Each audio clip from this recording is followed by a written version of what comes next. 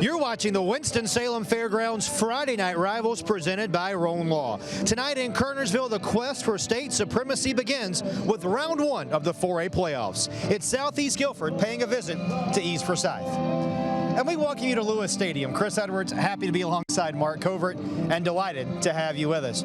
Mark, both these teams enter tonight's game on 5-game winning streaks. Both clubs are used to lengthy playoff runs. So in a game that seems so evenly matched, what's the deciding factor tonight? A quick start. Realistically, whichever team gets off to a faster start here tonight in round one of the playoffs has a great chance to go on and win this one here. As we look at our impact players tonight, we'll start with Southeast Guilford. They really hang their hat on defense, and it's Alex McCullough who's the leader of that unit. Yeah, just a stud on that defensive line, a true impact player. He needs to be pressuring the quarterback for East Forsyth here tonight, Jalen Rayner. And you go on to the other side, no bigger playmaker on the outside than Sean Brown, number 7, the wide receiver, a premier player on the exterior of the offense, elusive, and no one better in the open field. All right, Mark, for more on tonight's game, let's say hi to the third member of our team. Good evening to Hannah Brady.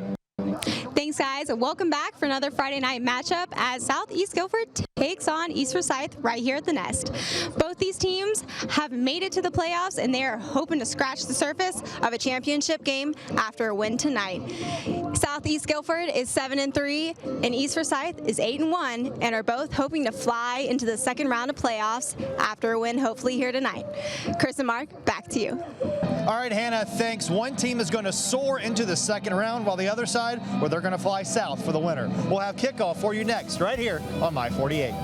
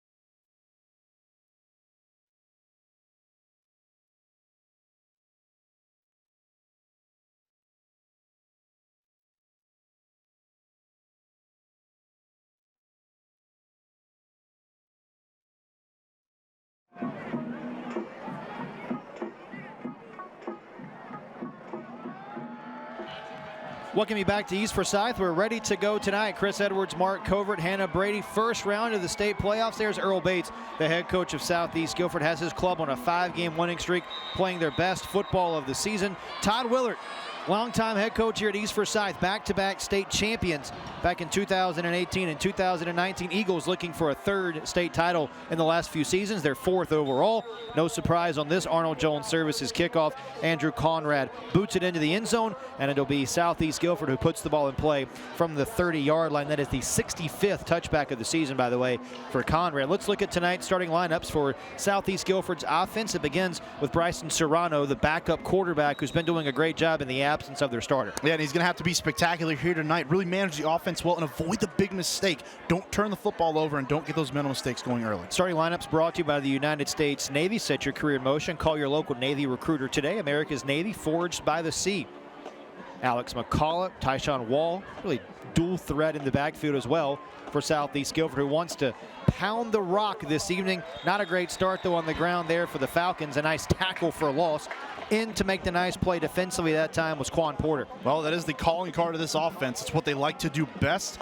And this defense is going to be so aggressive up around the line of scrimmage tonight. Now watch out for that rover there, the linebacker Isaiah Crowell, the NC State commit.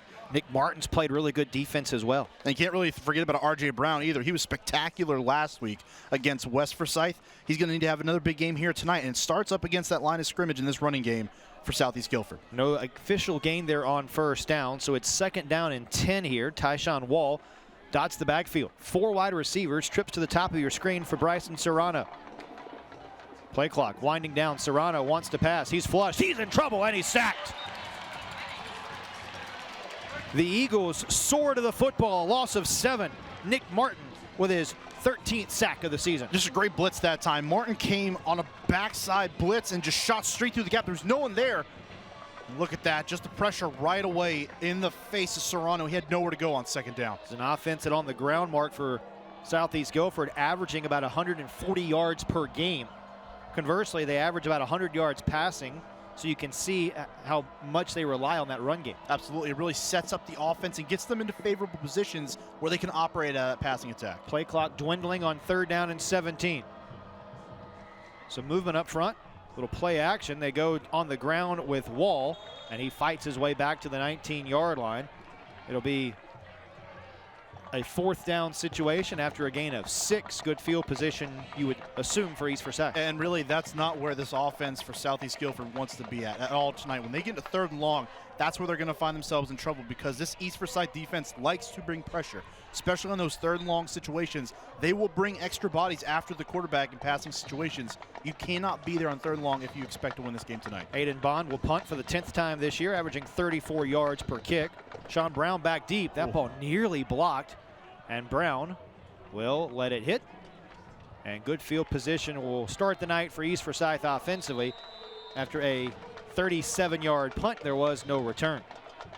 It's a really nice defensive start to this game, and you give your offense some life near midfield. Let's take a look at your keys to the game tonight. We'll start with Southeast Guilford after we're already one drive in. Really begins for Southeast Guilford, Mark, as we talked about, of establishing that run game. Yeah, absolutely, and they're going to have to get it going here tonight. Get early on, establish that passing attack, and contain what they're going to do here against the passing attack for East, and capitalize on mistakes that East could possibly make. And for East, it's all about starting fast. They had a slow start to each half last week, and playing good complementary football, being accountable, and getting it into your playmakers' hands. Well, Todd Willert told us this week, hey, we've just got to be okay taking what the defense gives us if you're East Forsyth.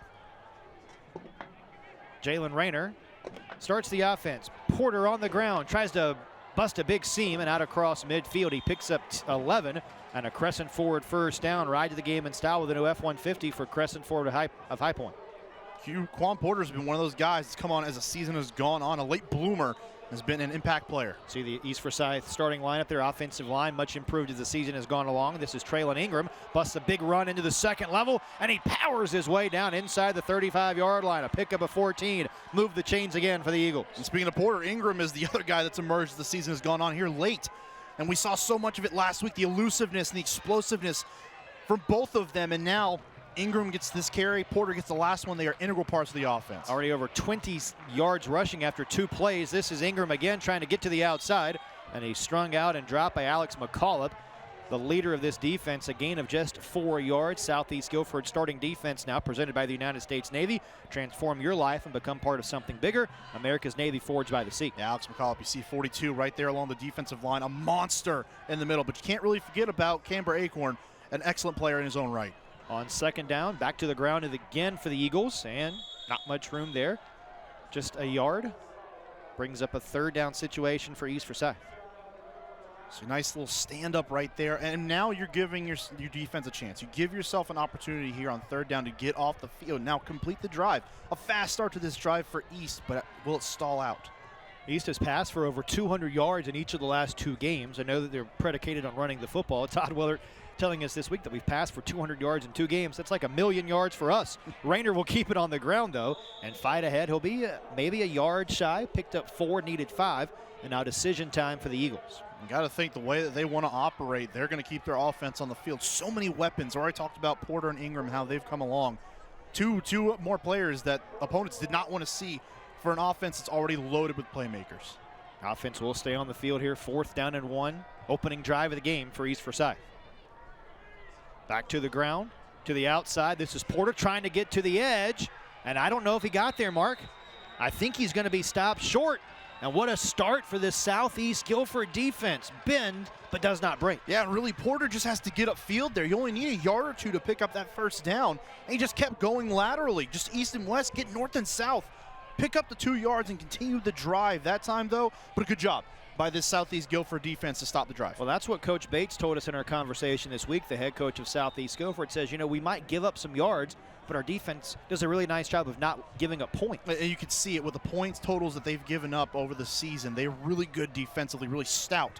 They may bend, but they do not break often. That's going to be the challenge for East tonight, is generating points and sustaining drives. Lee Woodson, the offensive coordinator. A passing situation here. A deep ball looking this way. This is Farmer, who's open to make the catch. Makes a cut. And Farmer down to the 35-yard line. The first completion of the night for Southeast Guilford. And they fly into the second level, a gain of 39. I mean, it was busted coverage that time. There was no doubt about it. Streaking down the East Forsyth sideline. And no one was there to run with him. And all of a sudden, he's running down the field. Farmer had a wide open field to go with.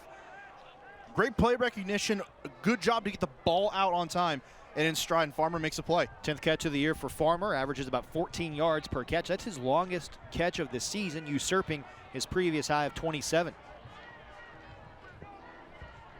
Now good field position for Southeast Guilford. Back to the ground. This is Wall straight ahead and picks up 4. You talk about a team that's so predicated and they put the emphasis on running the football. And that means getting ahead of the chains, making so you're staying on schedule, you're getting productive runs on 1st and 2nd down. So when 3rd down comes up, if you reach it, you're not finding yourself behind the chains in long situations to pick up all those yards in a game that matters so much here in the first round.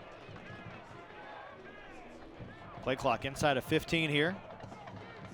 Very methodical pace to this opening stanza. Passing here is Serrano, looking for another fade and incomplete. Trying to target Mosley on the outside, brings up 3rd down. It's a bold strategy to just kind of throw the football up there against this East Forsyth secondary. Bunch of very good defensive backs, very rangy, and have a good nose for the football as well. East Forsyth defense, it already has 11 interceptions this season. Both of these teams pretty evenly matched. I mean, not a lot separating these two clubs when you look at them on paper. Yeah, really, when you talk about the playoff matchups across the state and one where you're going against like philosophies, there may not be a game where you've got teams in similar structure and fashion of the way they play than what we've got here tonight. 3rd down and 6. To pass, Serrano this way, Wall out of the backfield. Tries to get to the edge, and he's down in near the 30-yard line. Will be close to the marker, but it will bring up a 4th down. And decision time now for Southeast Guilford. Well, might find themselves in no man's land here. Good job by East to keep it in front of them. Just take what the defense gives you, but realistically, there wasn't a whole lot there. You see a couple guys on the edge. Nasir Graham, the rangy corner, making another play out there on the edge. 44th tackle of the season for Graham. Now 4th down and 5. Halfway through the game's opening period. Really might just kind of be the same situation that East Forsyth found themselves in offense on the last drive. You too long for a field goal, too short for a punt. You find yourself in a situation where going for it on 4th down with your offense on the field makes the most sense. And they're going to talk about it. Play clock was down near its expiration, and so a timeout on the field will step aside as well. Halfway through the game's opening period, off to a good start here in the first round of the playoffs. Back with more after this on our Winston-Salem Fairgrounds Friday Night Rivals.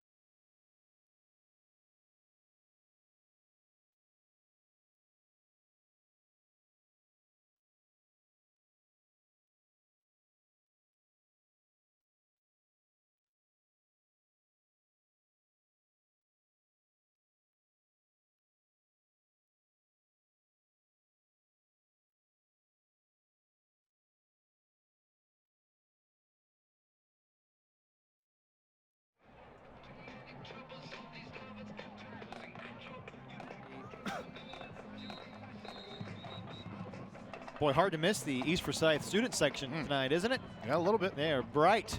4th and 5 for Southeast Guilford. Decision time here for the Falcons. What do they do on this 4th down play? Oh, I'd keep the offense on the field. Again, just too short of a field to punt the ball away, but too long for a field goal. Just find yourselves in that spot where, again, going for it on 4th down makes the most sense. Serrano with a big play through the air already on this drive. Will throw again on 4th down, looking, pressured, and sacked. It's Nick Martin off the end with his 14th sack of the season, his second of the game. Exactly, his second of the game. You already see that pressure coming right away. As soon as the ball was snapped, Serrano had no time to really set up and step into any sort of throw down the field. So good job by the secondary blanketing, and really good job by that front 7 of finishing the play off with the sack. If you're East Forsyth now, after that change of possession, Mark, do you think about a quick shot down the field? Potentially, with so many playmakers on the outside and so much speed as well with those playmakers. Take a shot down the field wouldn't be a bad idea. And if I'm taking that shot, I'm looking for Sean Brown. Rayner has not passed so far tonight. Averages about 185 yards through the air. A little bubble screen. Bobbled and caught by Ingram, but nowhere to go. He is swarmed under. Will be a loss of about 4 yards there on 1st down. Nice play by Elijah Davis, the weak side linebacker, to make the stop. Yeah, it really was, especially when they want to get Ingram in space. That's where he really likes to operate. A very shifty guy, elusive in the open field. So getting him on those quick bubble screens where he's got room to work with and room to diagnose the play down the field, that's where you want to be. So a really good job by stepping up by that Southeast Guilford defense. 2nd and long. Another bubble screen this way for Sean Brown. And Brown drags a man with him out to the 45-yard line. Should be good enough for another crescent forward 1st down. Telling you, in the open field, there's no one better in this county than Sean Brown with the football in his hands. So quick and so elusive and decisive at that. He'll get upfield in a hurry and get those tough yards. Offers from Coastal Carolina, Duke, and Charlotte, among others. Todd Willard saying he's the first in, last to leave most every single day. Back to the ground. This is Porter, straight ahead, crosses midfield, and crosses the threshold for another 1st down. I mean, just think about what this does for your offense to find some balance early in this 1st round playoff game. If you find some passing lanes on some screens, that opens up your running game in the middle. And that way you're able to offset the defense. Fewer guys in the box means more running room. Gaping holes up front so far tonight for these backs to run through. Another nice 1st down carry for East Forsyth. It's a pickup of 5 yards that time for Porter. Well, this offensive line so far is doing an excellent job of not just moving the line of scrimmage back, but then getting up to the 2nd level where those linebackers are, any safeties that creep down into the box, getting hands on them and giving these running backs more room to run. Lead play, Rayner will keep it. Looking to bounce it outside. Rayner still on his feet, and Rayner dragging a man with him. Finally pushed out of bounds inside the 10-yard line. Jalen Rayner, the junior quarterback, another huge play. It's a pickup of 37. Really maybe the first time we've mentioned Rayner in that way tonight. We know he can throw the football, but running the football, he might be more dangerous. You see in the open field, breaking tackles, so powerful. Running down the field and breaking the arm tackles. And now 1st down and goal. A sweep this time. It comes to Brown. And Brown spun down near the goal line. It'll be short. It'll be 2nd down and goal, as East Forsyth looks for the game's opening score. I mean, it's just dizzying, trying to watch this offense and the pieces that go around. Sean Brown, another touch, so many ways they can get him the football. The crusade continues in the Boost Mobile Orange Zone. Boost Mobile, America's largest and fastest 5G network. 2nd and goal. Straight ahead. It's Porter for the touchdown. Porter's 6th rushing score of the season. And it's East Forsyth on the board first with a Sunbelt Rentals touchdown. Sunbelt Rentals offering rental locations across the Triad to quickly deliver ready-to-work equipment when and where you need it. Probably wasn't a more poetic way to end that drive, realistically. A nice hole right up the middle. Quan Porter goes in essentially untouched straight into the end zone. And we've got first blood here at the nest. Now, Andrew Conrad on for the extra point. 54 out of 56 in point afters this season, getting some college interest. And that one is through the upright. A quick 7-0 lead for East Forsyth, who pounds the rock, averaging 8.5 yards per carry. Into the end zone that time goes Porter, and it's a 7-0 lead for the Eagles here at home.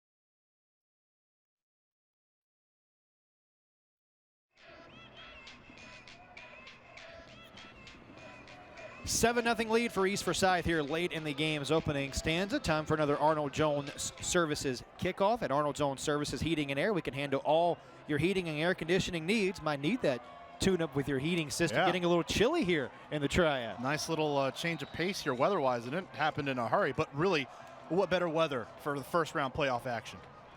Fall temperatures ushering in the quest for a state title. No surprise here. Andrew Conrad with another touchback as we send it down to the field and say hi again to Hannah Brady. Thanks, Chris. We're here at Freddie Lewis Stadium as the Eagles are up 7-0. We asked head coach Todd Willard, after coming off that game last week against West, what his motivation was getting his kids focused. He said, they're just ready for that phase 3 and they're ready to move into the playoffs and, get to that second round. Chris? Yeah, Hannah said he was excited that his players were looking forward to playing someone they hadn't seen before. This is the first time these two teams have met. Southeast Guilford just now up into the 4A ranks. They've been a 3A school forever. Went to the state championship game in 2018. Down by 7. Falcons get it back. Serrano thought about passing. Now wants to run. Ball is free.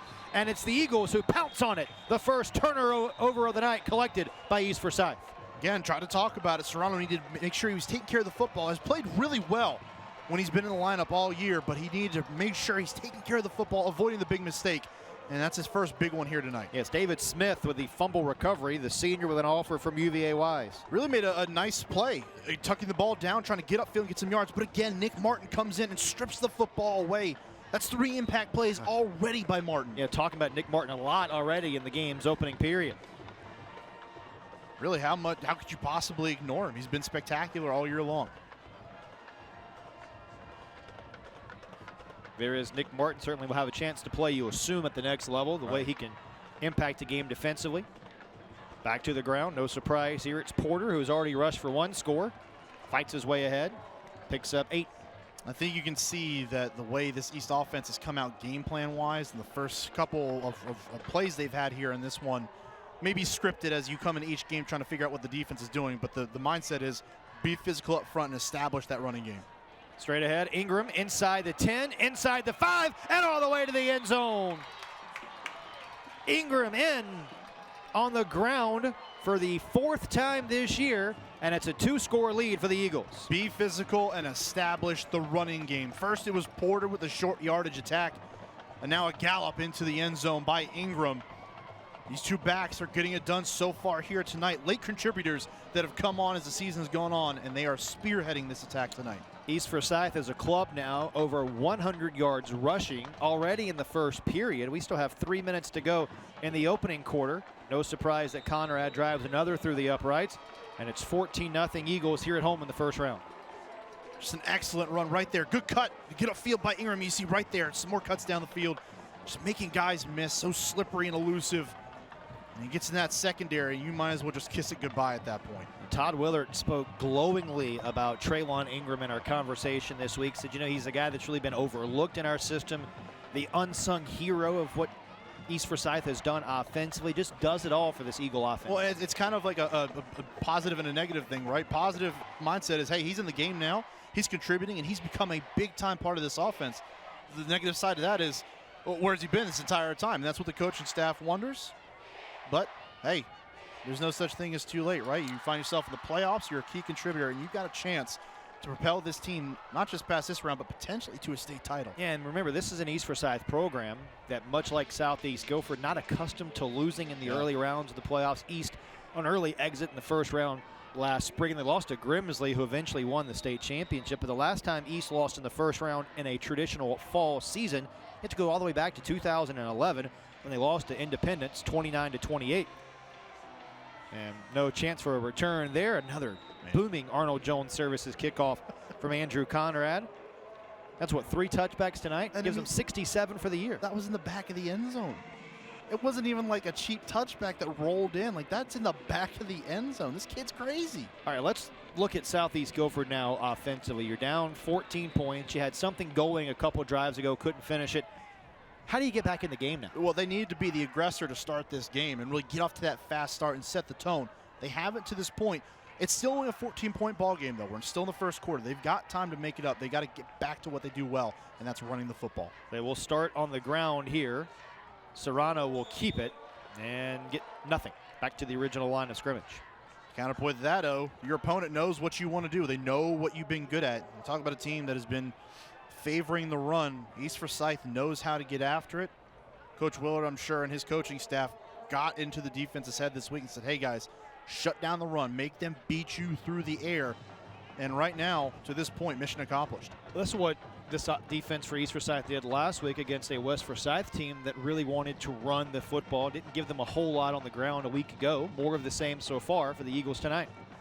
Wall off left tackle. Nice run here. Picks up 8. Will bring up 3rd down. And more importantly, 3rd and short for this Southeast Guilford offense. Just really need to make sure that they're staying on schedule and getting those runs that are positive on 1st and 2nd down. Not much room to run on 1st. Nice little run on 2nd. And now give yourself a good opportunity to convert here on 3rd as long as everyone does their job. Earl Bates in his 7th season as a head coach. Really new to this Southeast Guilford program. Longtime assistant coach at Reedsville, where he coached the wide receivers for 20 years. They won 6 state titles. No shocker there while he was at Reedsville. And our first flag of the game looks like it'll go against Southeast Guilford. Perhaps some motion up front. Gary Overton leading this officiating crew tonight.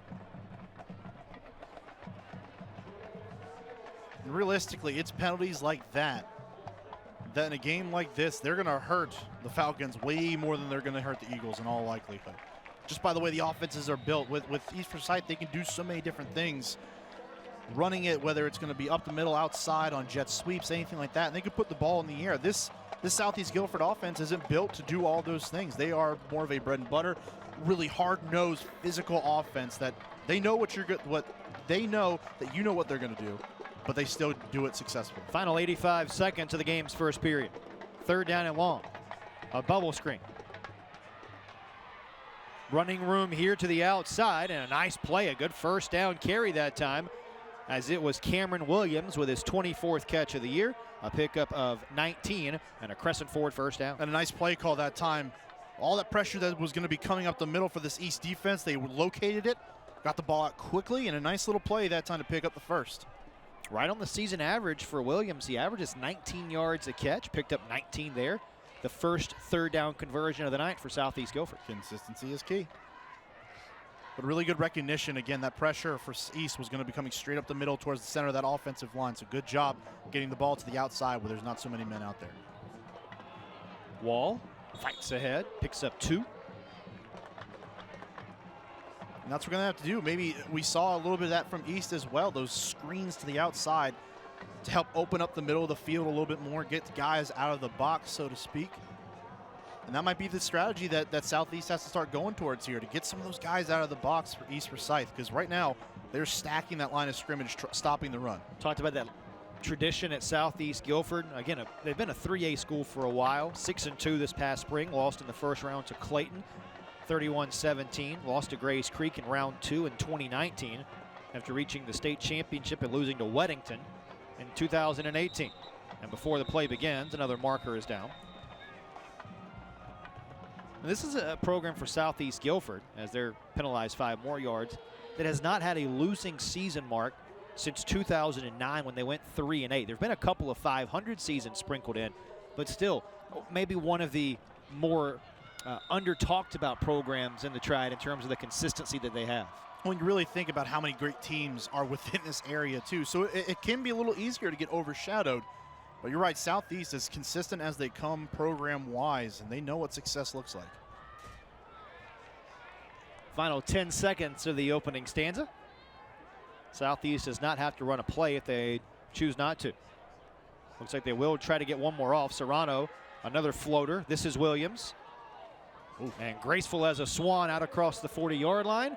Will bring up a 3rd down when the 2nd quarter begins. Good start for East Forsyth here at home tonight. The Eagles in the 1st round leading by 14, and we'll have more of our Winston-Salem Fairgrounds Friday Night Rivals presented by Roan Law coming up on the other side of this timeout.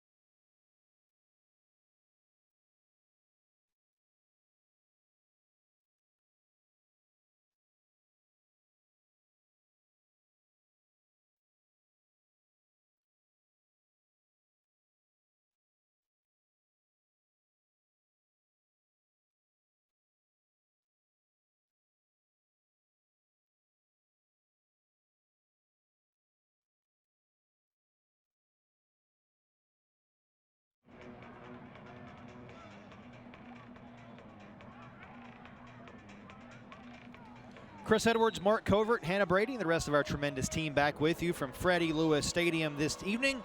14-0 East Forsyth as we start the second quarter. A third down for Southeast Guilford as they approach midfield. Serrano wanting to throw, stepping up in the pocket, over the middle, and caught. Wow, what a catch. It's Farmer, his second big catch of the night, and move the chains, a crescent forward first down. Now the first one he just broke loose on busted coverage. Now Farmer making a spectacular catch over the middle. High concentration, reeling in that pass through contact. Just an excellent job with one of the better defenders on this defense. Crowell draped all over him. Check out the newest Ford trucks at crescentford.com. Hello to our friends, the Birchies, who are watching tonight. Our longest tenured Friday Night Rival sponsor. Certainly appreciate them and all of our other sponsors that make these games possible. Yes, sir. Straight ahead, it's Serrano, the quarterback, who picks up 4. We talked about it in the first quarter mark about how both these offenses are predicated on running the football. 74 rushing yards in the first 12 minutes for Southeast Guilford. Conversely, for East Forsyth, 124 yards on the ground. And really surprisingly for Southeast, they've had some splash plays through the air to this point. So if they're going to get something going, put some points on the board, it's going to be about throwing this defense of East Forsyth off a little bit. What better way to do that than attacking them through the air? Now second down and 7. Mosley is the motion man. Gets it on the fly sweep, but it's faked, kept by Serrano. And now Serrano in trouble, and wisely just goes down. No gain. Crowell providing a menacing presence there defensively for East Forsyth. Yeah, just flew up towards the line of scrimmage and made a nice little play that time. Crowell so elusive and so instinctive. Has a nice nose for the football. Really solid tackler in the open field as well. Now third down. Southeast Guilford tonight, just 1 third down conversion, 1 out of 3. And you're sort of in no man's land here, perhaps, if you're the Falcons. So is this 2-down territory? Potentially it could be. Really, it kind of depends on how you feel about your defense and what they've done. Giving up 2 straight touchdown drives to that East offense. You just got to figure out where your confidence level is there. East Forsyth wants to talk about it before this third down play, and we will step aside as the Eagles regroup here early in the second quarter. It's a third down and 7 facing Southeast Guilford. When you come back, this is the Winston-Salem Fairgrounds Friday Night Rivals presented by Roan Law.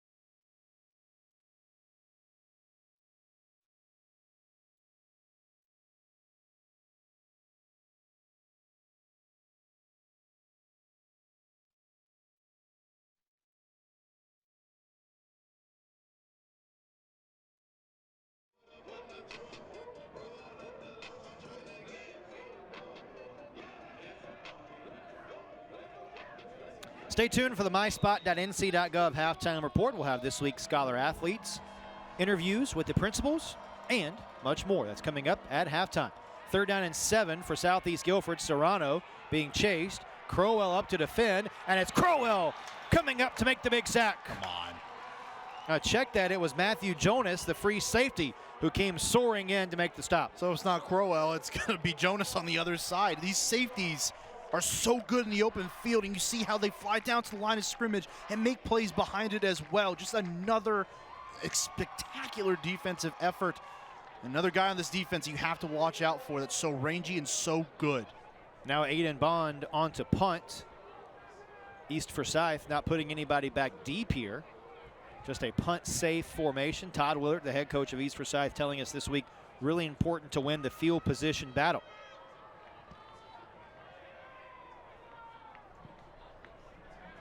Good punt here by Bond, and will die inside of the 10-yard line. 41-yard punt. Nothing on the return.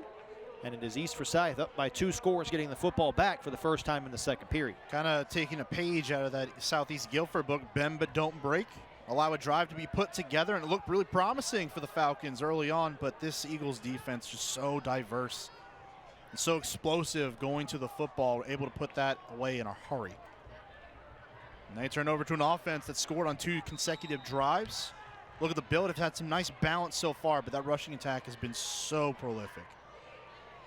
Haven't really had to do a whole lot through the air because they've been so efficient with that ground attack. And it hasn't been fancy. I mean, they've been running right into the heart of this Falcons defense. They haven't been able to stop it yet. They will throw here. Rayner flushed. Now dances around and is going to be sacked. Loss of 4 there back to the 5-yard line. Well, then now the pass rush for Southeast pays off, getting ahead and really unsettling Rayner in the pocket, not allowing him to step into any throws, find some guys down the field with comfort. Nice job by the Falcons to get some pressure on one of the better quarterbacks in the state. Second sack of the year for the senior defensive end, Miguel Arguello. Second down and 14. Play clock down to 10. Rayner this way. Oh, good ball. And Brown makes the catch. Out to the 20-yard line. It's a pickup of 16 yards and another crescent forward first down for the Eagles. You know, Sean Brown was actually expecting that ball closer to the sideline. Comes back inside. Good recognition to break off the route. Stop short and come back to make that catch. 23 yards per catch for Brown this year. Little out route here. Almost an extension of the run game for East Forsyth, and it was a catch made that time by Holland, his first of the night. Holland with his 9th catch of the year. How about these numbers for Holland? 8 catches coming into play tonight, 139 receiving yards. Pretty good numbers there. And again, just the explosive nature of this offense showing off again. Now Rayner back to the ground. Tries to cut it to the outside and dances for just a couple. But I believe, Mark, it will be close to the first down marker. Going to depend on the spot. We'll see. Come up just short. Yep, third down, and we'll call it about 3. Kind of got to think the way this offense has operated throughout this game so far. Keeping the football on the ground here. Quan Porter's been so effective. You see him in the backfield standing right beside Rayner. And now shifting off to the left. It looks like maybe a bit of miscommunication. Play clock down to 5. Quarterback draw for Rayner.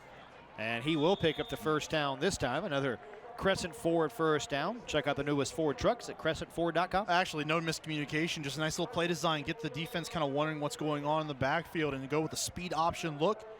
Porter running alongside Rayner. This defense has to commit one way or another.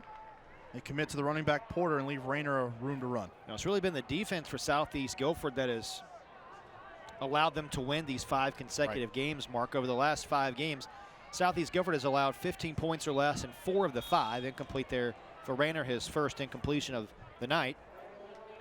But tonight, facing a bit of a different monster in terms of East Forsyth. And again, for a team that's playing up in 4A for one of the first times, they've really acquitted themselves very well. Yeah, and we've seen so many of that this year already. In so many of the games we've done, teams switching divisions, going up, they have to acclimate to the new level of competition. Southeast has adjusted, but again, a different animal, just an engine, especially over the final 6 weeks of this season. This offense of East Forsyth has been absolutely dominant. Second down, it comes this way. Holland could not haul it in. Back-to-back incompletions for Rayner brings up third down. Just to give you a sense at how good of the competition that Southeast has faced, their 3 losses this year have come to teams with a combined record of 28-2. So it's not like they've been playing a bunch of teams that they should beat up on. They're playing in a really tough conference. Teams like Grimsley and Northern Guilford. They opened the season with Dudley as well. I mean, some powers here in the Triad. Third down, screen set up. A lot of running room here for East Forsyth. Dancing is Brown, still on his feet, and Brown soaring to the outside. It's a foot race. First and 10 for the Eagles.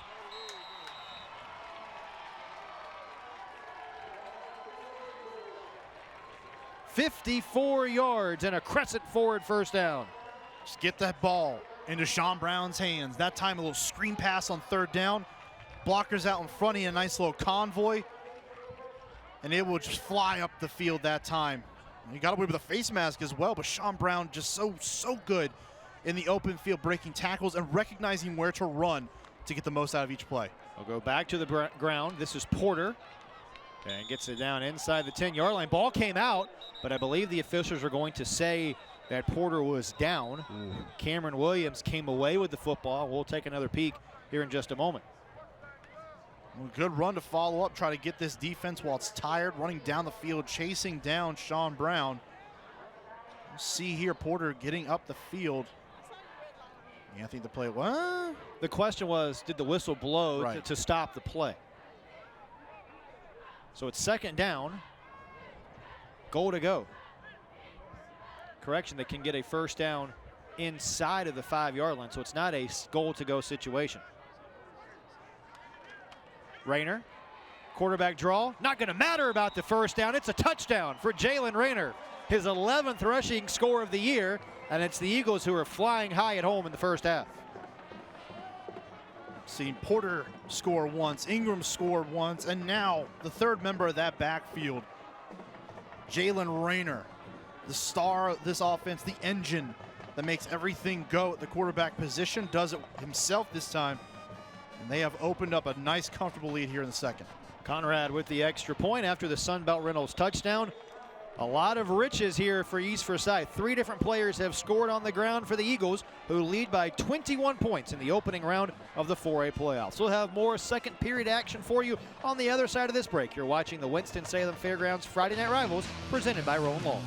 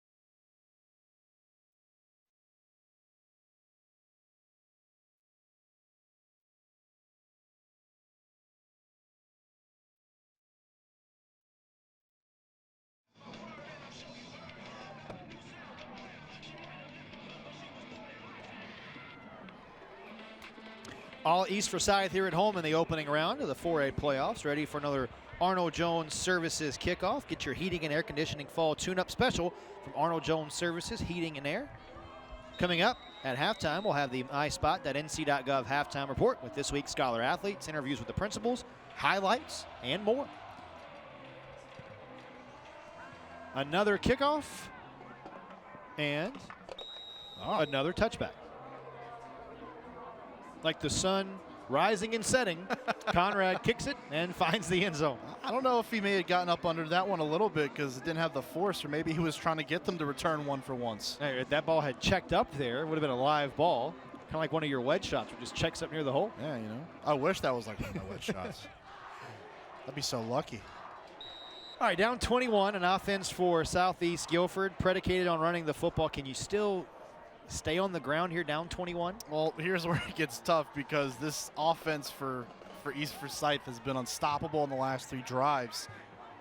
You got to find points here. They got to get back into this game and put some points on the board, whether it's a field goal or a touchdown. East crowding the box. Wall straight ahead. Gets 1. Tough sledding for Tyshawn Wall. Averaged 6.5 yards per carry coming into play tonight. 3.5 yards per carry so far this evening for the junior.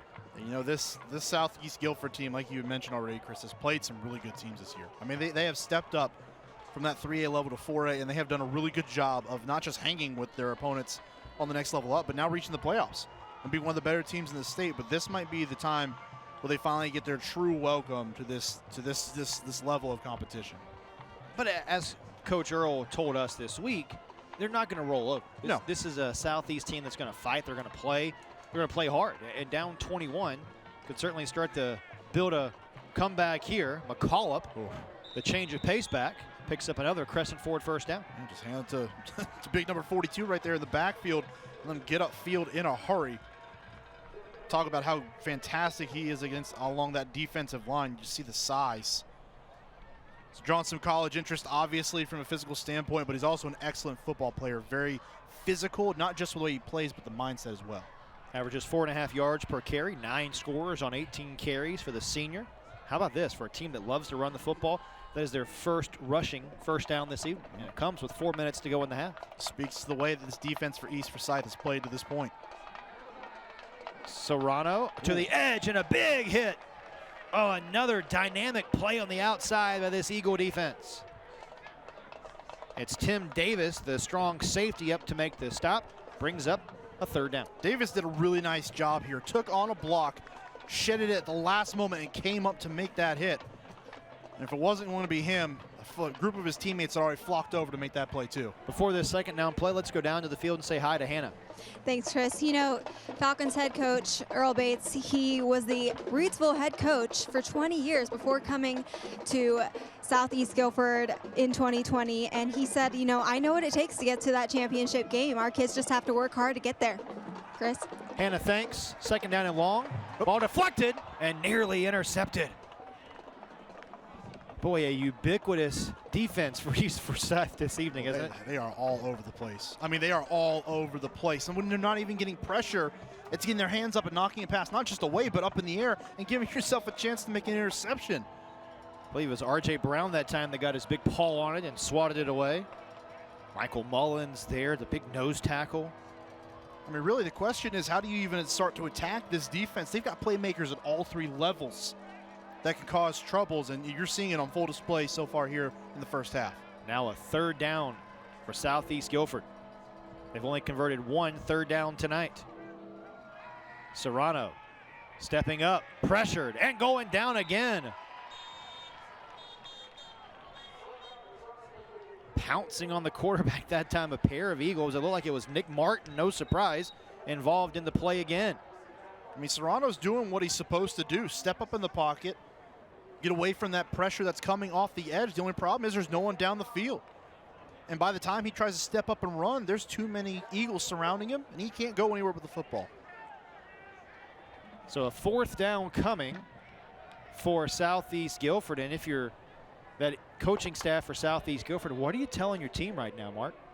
Well, defensively, you got to tell your guys, hey, this is it. This is make it or break it time here in the first round. We got to stop this East Forsyth offense in their tracks right now. It's not bend but don't break, maybe give up a field goal, some yards here. No, you got to stop them and get some of that momentum swinging back to your sideline, because right now it is completely on the side of the East Forsyth Eagles. They have nothing going for them at the moment, and that's where they've got to get back into it. It started with their defense all year long. It's going to come back to them full circle right now. This defense has to step up and make some plays. If you're East Forsyth, 4th down and long for Southeast Guilford. If you're Todd Willard and James Studevant, the special teams coordinator, you thinking about bringing a rush here? I don't know if you do bring the rush. I mean, they can generate on their own. We've seen them block some punts this year as well. However, the way their offense is operating, I just make sure you're operating. Everyone's holding their responsibilities. They're staying accountable and doing their job on the field. It's Brown back deep. Kick is nearly blocked. Punter goes down. That's going to be a penalty. So whatever happens here is going to be negated because of the flag. Now the question is this the 15-yard roughing the kicker or the 5-yard running into? My guess is this is the personal foul variety. Yeah, I'd say it is the roughing the kicker variety. Pretty, it's a nasty collision, but definitely one that was warranted of that roughing. And it is indeed the personal foul. So it's a 15-yard penalty. New life for Southeast Guilford. They'll get a first down. No, didn't have to worry about the defense getting on the field. Just a mistake, a mental error by East Forsyth on this one. Just coming on the rush and not backing off, realizing they don't really have a chance to get after that one. Rashad Payne, senior, trying to make a play there. Just a little bit too late. Missed the foul. We talked about Southeast Guilford lately, Mark, finding their stride, winning the 5 consecutive games since that loss to Northern Guilford back on September the 24th. You look at the score, 43-6 in favor of the Nighthawks, and think, man, it was a blowout game. Well, as Coach Earl told us, you know, we were in that game. It was a 7-point game at halftime. Made a couple mistakes, but really got some of their playmakers back after that game against Northern Guilford. dealing with some of the COVID issues, and now they've been able to maybe gel as a more cohesive unit down the stretch. And you've been able to see that when you look at the scores of what this team has been able to put together. They're hard-nosed, very hard-fought battles. And it comes down to when you look at those games, you say, well, they play consistent offense that's good enough to generate points, and they play stout defense. That is, again, bend but don't break. You might see yards given up, but there's not many points on the board. Saw Earl Bates there a moment ago. 3 years as the offensive coordinator at Northeast Guilford, a graduate of Western Carolina, has also coached at Reedsville, Moorhead, Southern Guilford as well. So he is certainly an experienced head coach leading this Falcon program. Not much running room here on second down, just 3 yards that time for Wall, and brings up a third down and manageable for this Falcon offense. Really think about what that brings, though. When you go up in division, you jack up from 3A to 4A, and having a coaching staff and a guy leading the charge that has that experience across the board, has got state titles like gangbusters underneath his belt. I mean, it's really got to help your team as you go up in levels, because he understands what it takes to win no matter what level it's at. Final 100 seconds for the game's opening half. Third down and short for Southeast Guilford. Flag down, straight ahead for Wall, who picks up the first down, but we'll check on the marker. Probably some sort of motion penalty, I would imagine. Shame, too, because that offensive line backed up that defense that time. They won the physical battle at the point of attack. Gary Overton is our lead official. And it is a procedure penalty. There's a timeout as well for an injured player. So a lot to dissect here with 1:28 left in the first half. Talk about making adjustments. A free timeout for both of these teams now to have a chance to adjust here in the final minute and a half of the opening 24 minutes. Well, think about how big that penalty is, though, for Southeast. I mean, you go in the strive, you, again, blow that defense off the line of scrimmage on that last play, pick up the first down, but the procedure penalty, the mental mistake that comes back to bite them again. And now you find yourself in a much different situation where you may have to put the football in the air, and to this point so far in the game, it's been kind of a mixed bag. They either get a nice big play on some shorter screens, or realistically it's almost ended up in a sack if it's not one of those bigger plays. Do you almost have to, in terms of what you want to do offensively for Southeast Guilford, have to exclusively go to those screens, which are like an extension of your running game, or can you still try to throw the football deep? Well, you could, but again, the problem is the pressure is getting there so quick for East. They don't really have time to set up and really get those balls down the field. So once you go with those screens, you move guys to the outside, it opens up the middle of the field more and allows you to run the ball a little bit more. So 3rd down and 7 now after the infraction. Injured player escorted off the field. Serrano, time, stepping up, deep ball down the field and intercepted. Will Montgomery with the pick. The second turnover of the night forced by the Eagles. That's Montgomery's team-leading 6th interception. Just another guy, great nose for the football. Montgomery tracking the ball in the air, backpedaling, and then getting the ball at its highest point. An excellent job by the corner, making another play for this very talented secondary and giving the ball back to an offense that is on an absolute tear. The ball skill right there to continue to track the football through the air, maintain coverage, and not interfere as well. East Forsyth, 2 timeouts. 81 seconds, and remember the Eagles get the ball to start the 3rd quarter. We talk about it a lot during our coverage of these games. They could go 2 for 1 here if they can punch one in. Porter on the sweep, out to the 31. Picks up 6. Now the Eagles, if they want to score, will have to go here a little bit. Now remember, have a dynamic kicker in Andrew Conrad. So field goals are in play for them. Rayner, bootleg, looking, floats it down the field. Another catch made. And that's out near the 40-yard line, but staying in bounds. Believe it was Winfrey who made the catch, his first of the year. I'll tell you what, if Rayner hangs on that ball just a touch longer, Traylon Ingram's running down the field. He may still have been running with the football in his hands. Clock stopped to move the chain, starts again. Rayner again with time, now just throws this one away. That one nearly got into the first row of the seats. We asked Todd Willard before the game about the range for Andrew Conrad. If you had to kick a game-winning field goal, what's your comfort level? He said, probably 50, 55 yards. Super casual. He said, but I'm more worried about the snap and the hold than I am the kick. Yeah. Right. I mean, how often do you hear that out of, especially at the high school level? I mean, just we've talked about the touchbacks, but having such a dynamic kicker offensively too. But one of the things we have to keep in mind, colder night, ball's a little heavier, harder to kick, so maybe you have to get a little closer for Conrad. People don't realize that ball's hard to begin with, but you get into the winter when it gets cold, it's a rock. Trying to set up the screen. It's Winfrey who cannot make the catch. But Porter was in the neighborhood too, and just some miscommunication. Yeah, and the two of them are trying to figure out what's going on there, because Winfrey went for the football, but Porter was right there waiting for it as well. And I mean, just kind of a moon ball and a screen pass. One, not a great play anyways, because the defender can then jump up on that and make a play too. So it's kind of a weird situation there, miscommunication, but no harm, no foul, an incomplete pass. Just the second third down that East Forsyth has faced tonight. Little bubble screen comes this way for Holland, trying to make a play. Holland stumbles across midfield, another Crescent Ford first down. Check out the newest Ford trucks at crescentford.com. And I believe East Forsyth may want to use a timeout. They will. That leaves them with one for the final 22 seconds. No, perhaps they did not use a timeout. I beg your pardon. Let's move the chains. Clock stops, move the chains. Starts again. Rayner. Deep ball down the field looking for Christian. He's got it. And the Eagles soar for 6 more. Ronnie Christian with his first touchdown grab of the year. And it's a 27-point first half for East Forsyth. Remember how I told you earlier this drive, Traylon Ingram was streaking down the field. If Rayner held the ball for just one more second, he finds him for a touchdown. It was the same exact play, rolling out to the left side. This time, not Ingram, but Christian is the beneficiary of an excellent pass, an excellent read at the quarterback position by Jalen Rayner. Another Sunbelt Rentals touchdown for East Forsyth. Sunbelt Rentals offering rental locations across the Triad, so quickly deliver, ready-to-work equipment when and where you need it. Before the play, a offside infraction is declined against Southeast Guilford, so Conrad will try the extra point.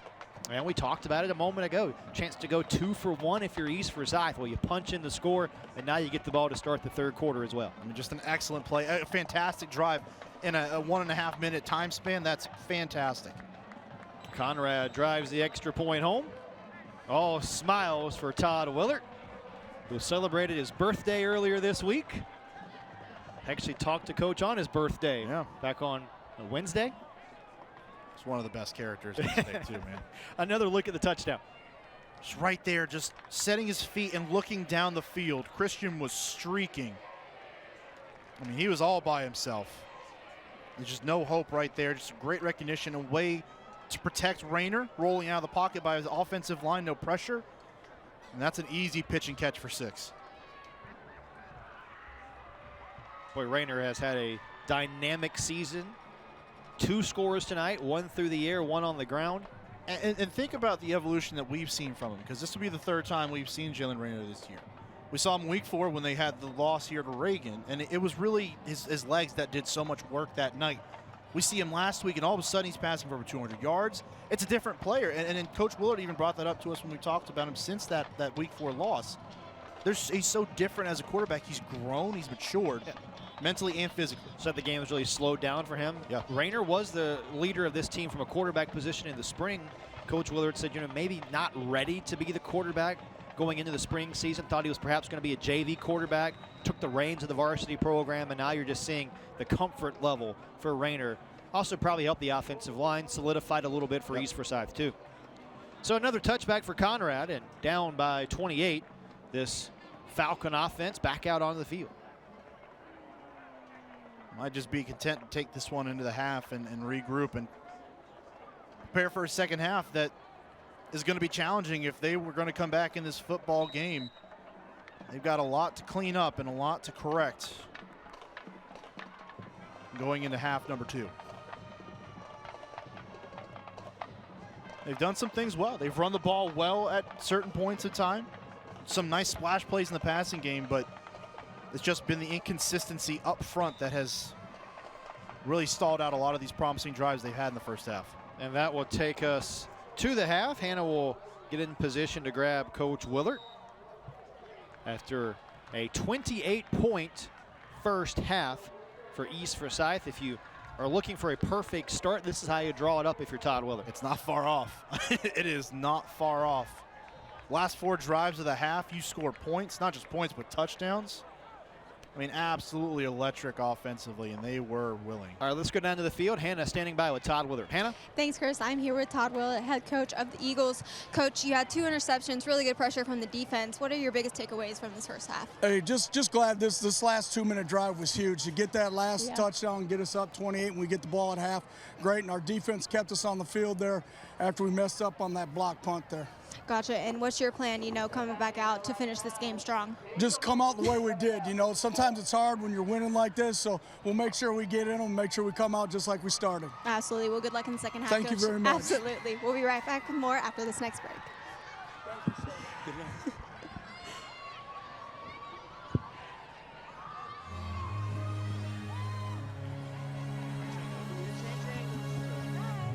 Are you Mark?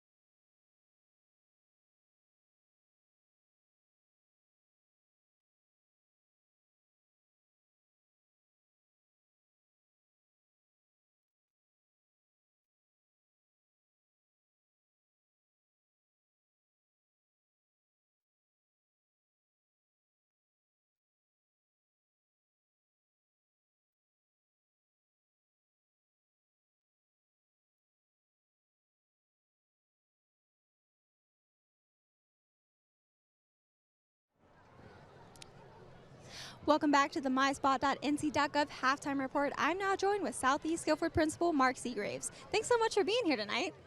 Thank you for inviting me. I've enjoyed being here. Absolutely. So can you tell me when you became principal of Southeast Guilford? Yes, I've been there for about 9 years. Awesome. And being there for 9 years, what have you seen that makes Southeast Guilford so special? Our community, our teachers, our parents, our students, they all work so hard to make it such a great place to be. Amazing. And they make my job a lot easier too. Awesome. Love that. And what is Southeast Guilford's biggest achievement so far with you being principal? Biggest achievement, I would have to say, becoming a state school of character and a national school of character. Our family and our community and our staff work so hard to make that happen, to put on display to all the great things that the students do there within the school. Amazing. Well, we certainly appreciate you being out here tonight and for being with us for Friday Night Rivals. All right. Thank you for having me. Appreciate it. Absolutely. We'll be right back with more at the myspot.nc.gov halftime report after this next break. Thank you so much. Thank you for having me. Yeah, absolutely. Nice.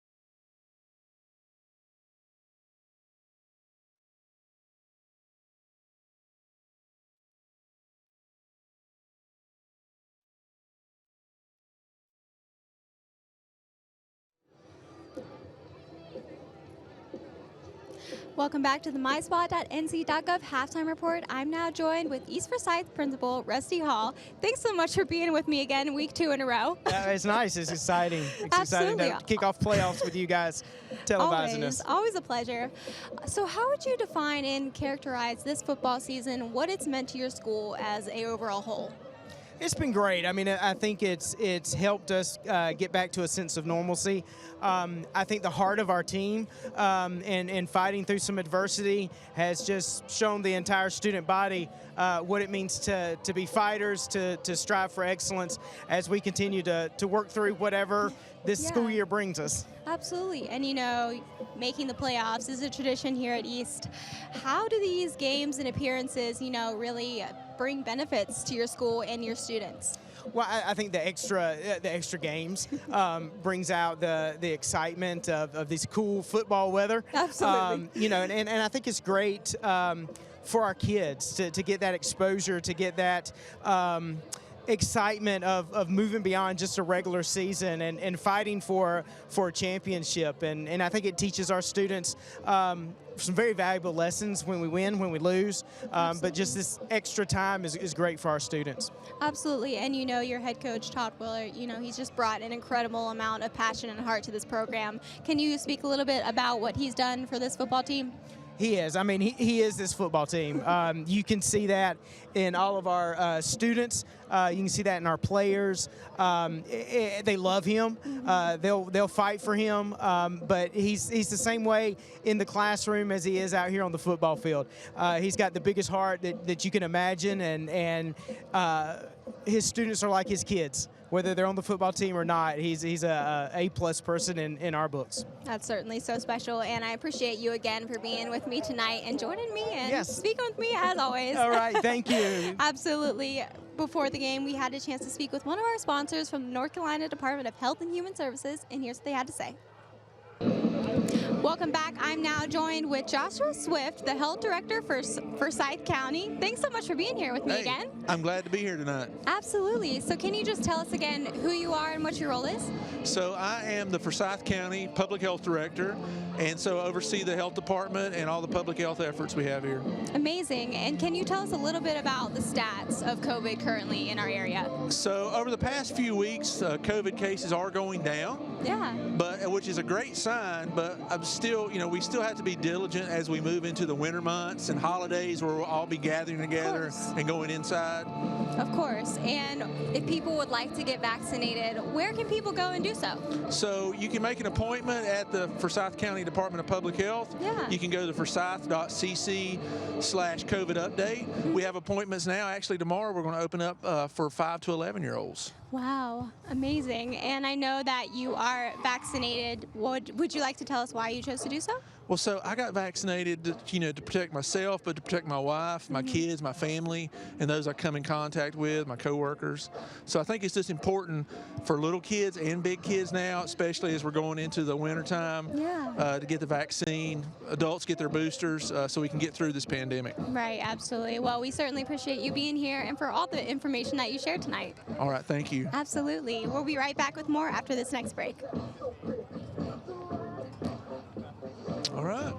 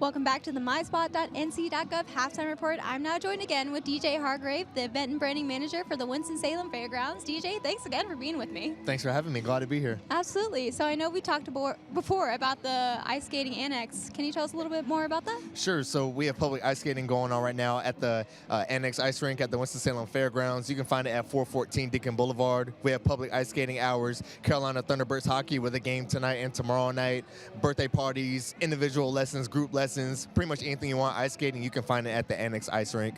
Amazing. And what other events are coming up for the fairgrounds for the winter? Well, we have, of course, ice skating and Thunderbirds hockey throughout the winter, and then we have a monster truck show coming up in a few weeks here.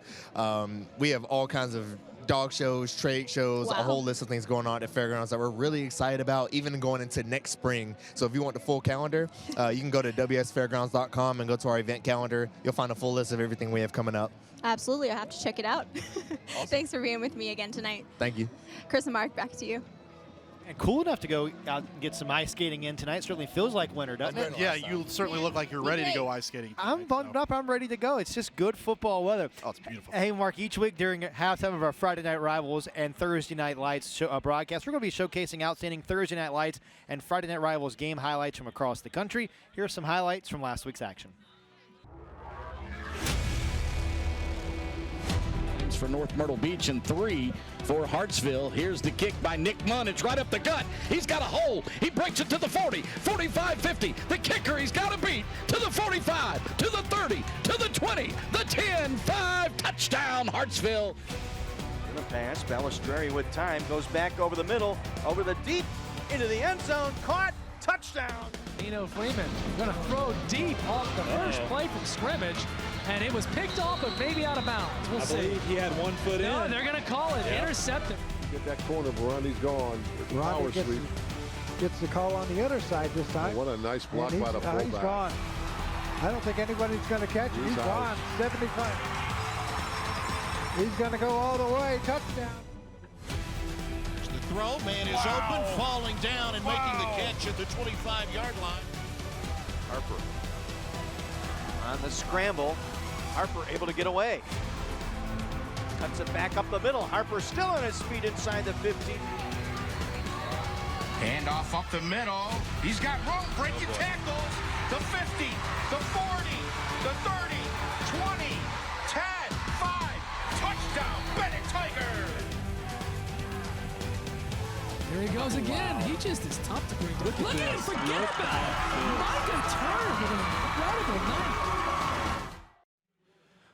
All right, Mark, let's take a look at some of our first half numbers. You see the dominant effort for East Forsyth offensively, nearly 300 total yards in the first half. Yeah, stats don't lie in this one, right? The passing game's so prolific, the rushing game's so prolific. You cannot have a better spread of balance in the first half of football in the playoffs than what East Forsyth put together. Just one penalty for the Eagles in that first half. 2 as we head down to the field. Hannah standing by with Coach Bates. Thanks, Chris. I'm here with Falcons head coach, Coach Bates. Coach, what were your biggest takeaways, in this first half? Well, their speed hurt us a little bit in the first half. We've got to kind of settle down a little bit. We gave up too many big plays, and we shot ourselves in the foot offensively when we were moving the ball. We had penalties. And then what was your message to your team in the locker room to motivate them coming back out in the second half? We've got to come out and earn a little respect and a little dignity. We can't give up. Kids got to still stick together and play. This is one game, but it goes a long way how we stick together as a group right here in the second half. Absolutely. Good luck in the second half, Coach. Thanks so much. All right, thank you. Absolutely. Chris and Mark. All right, Hannah, thanks a lot. We'll have the start of the third quarter coming up on the other side of this timeout. You're watching the Winston-Salem Fairgrounds Friday Night Rivals presented by Roland Law.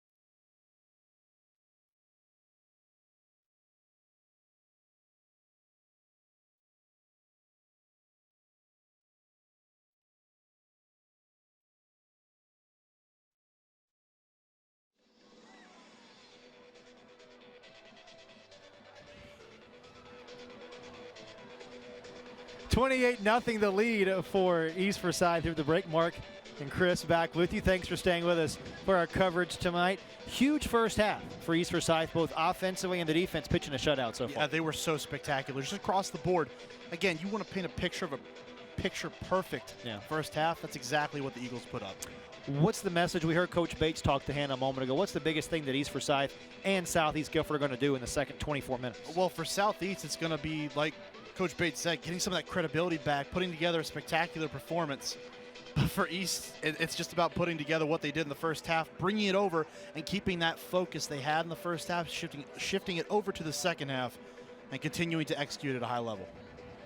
It'll be East Forsyth ball to start the third period of play. Remember, the rules still in place as they were in the regular season in terms of the margin of the lead for one team if we get to that juncture here at some point in the second half. Ready to go with an Arnold Jones Services kickoff. Avoid costly breakdowns with energy-saving agreements from Arnold Jones Services Heating and Air. Quan Porter is back deep. It'll be Aiden Bond to kick it away. 4 touchbacks for Bond this year, the junior. And you wonder maybe if they think about a pooch kick or perhaps an onside kick to start the game here, or to start the second half. There is that high sky kick, live ball, and fair catch made. Good field position for East Forsyth. It was Tim Davis who came up with the fair catch. Now this offense trots back out on the field. First time we've seen them since the end of the first half. 4 straight scoring drives. And that man right there, Jalen Rayner, the engineer of the offense, just keeping them on pace, on time, on schedule, and on fire in the first half. Rayner, a passing touchdown, a rushing touchdown, really did it all for East Forsyth, managing the load from the quarterback position. Ingram in motion. They'll start on the ground with Quan Porter, who had a touchdown run in the first half, and Porter makes a big play to spark things to start the third period. A pickup of 16 and a Crescent Ford first down. Test drive a new EcoSport at Crescent Ford in High Point. It's got the things you need to do the things you've always wanted. What a nifty little run there by that time by Quan Porter. It looked like he was stopped for a second, but squeezes through a small hole on the left side. It looked like he ran into the wall and just all of a sudden he squeaked out to the left side. Back to the ground again. Not a whole lot of running room that time for Ingram. Skates ahead for just a yard or two. I checked that it was Rayner on the keeper. Really, where do you even begin to pay any focus on this offense? I mean, you go Rayner, Porter, Ingram, Holland, Brown. It's like a 3-headed monster back there. It's a hydra. It's not even 3-headed. This thing's got multiple heads at this point. You cannot key in on any one facet of the offense. And then straight ahead, it's Porter who gets it right back and is sandwiched down inside the 30-yard line. It's another Crescent Ford first down after number 10 picks up 15. And I rest my case. I mean, just another guy. Again, Porter's guy that's come on as the season has gone on late here, and he's found himself a nice little role as starting running back here, and he's done well. Back to the ground. This is Brown. And picks up a yard, maybe 2. You know, back to Porter for just a second. It was Porter stretching to get the 2-point conversion against Glenn a couple of weeks ago here in the game that East Forsyth won in triple overtime. The 2-point conversion for Porter sent the game into a double overtime, and we talked about it in the first half, just how proud Todd Willard is of the work that Quan Porter has done this year. 11 rushes for 78 yards so far tonight, and that touchdown. You talk about a guy who's been uber efficient, very consistent, steady, the presence that they need at the running back position. Quan Porter has been the guy all year long. Rayner wanting to throw for the first time this half. Looking this way for Brown. High points the football. Wow. What a catch! Stop. A gain of 12. A sensational play for Brown. I mean, stop it. That ball is away from him. He mistimes the jump, but hangs in the air and makes the catch. And now East goes back to the ground and down to the 1-yard line. It'll be 2nd and goal for the Eagles. Unbelievable. I mean, just where do you start to attack them? Where do you key in on? What's your focus each week? And they're displaying it every single time they snap the football. Now, straight ahead, another rushing score for East Forsyth. It's Porter again who finds pay dirt, and Porter And the Eagles now looking down from their high perch after that Sunbelt Rentals touchdown. Sunbelt Rentals offering rental locations across the Triad to quickly deliver ready-to-work equipment when and where you need it. Porter's second rushing score of the night. From about the same distance out as the first one, only a yard out. You might as well cash that one in almost every single time. Quan Porter's going to find that 1 yard and 6. And the extra point is good. A 35-point lead for East Forsyth. And one of the things that Todd Willard talked to us about, the head coach at East Forsyth, Mark, this week, was really needed to start faster in the second half. In their game last week against West Forsyth, opening drive of the third period, East got the football, came out through a pick 6 that let West Forsyth get back into the game. A much different scenario here for the Eagles at home tonight. Well, you could tell during the week that was a sense of urgency. There was some sense of urgency around getting a fast start here tonight. And that's exactly what they've done. They have been in attack mode. Didn't score on the first drive, but every single drive since. That is 5 consecutive drives that have ended in a touchdown. And right now they are painting a picture to perfection of how to perform offensively. 4 rushing scores tonight. And now ready for another Arnold Jones Services kickoff. And for Southeast Guilford, just a chance to build a little bit of momentum here in the third quarter. Conrad serves that one into the end zone for another touchback.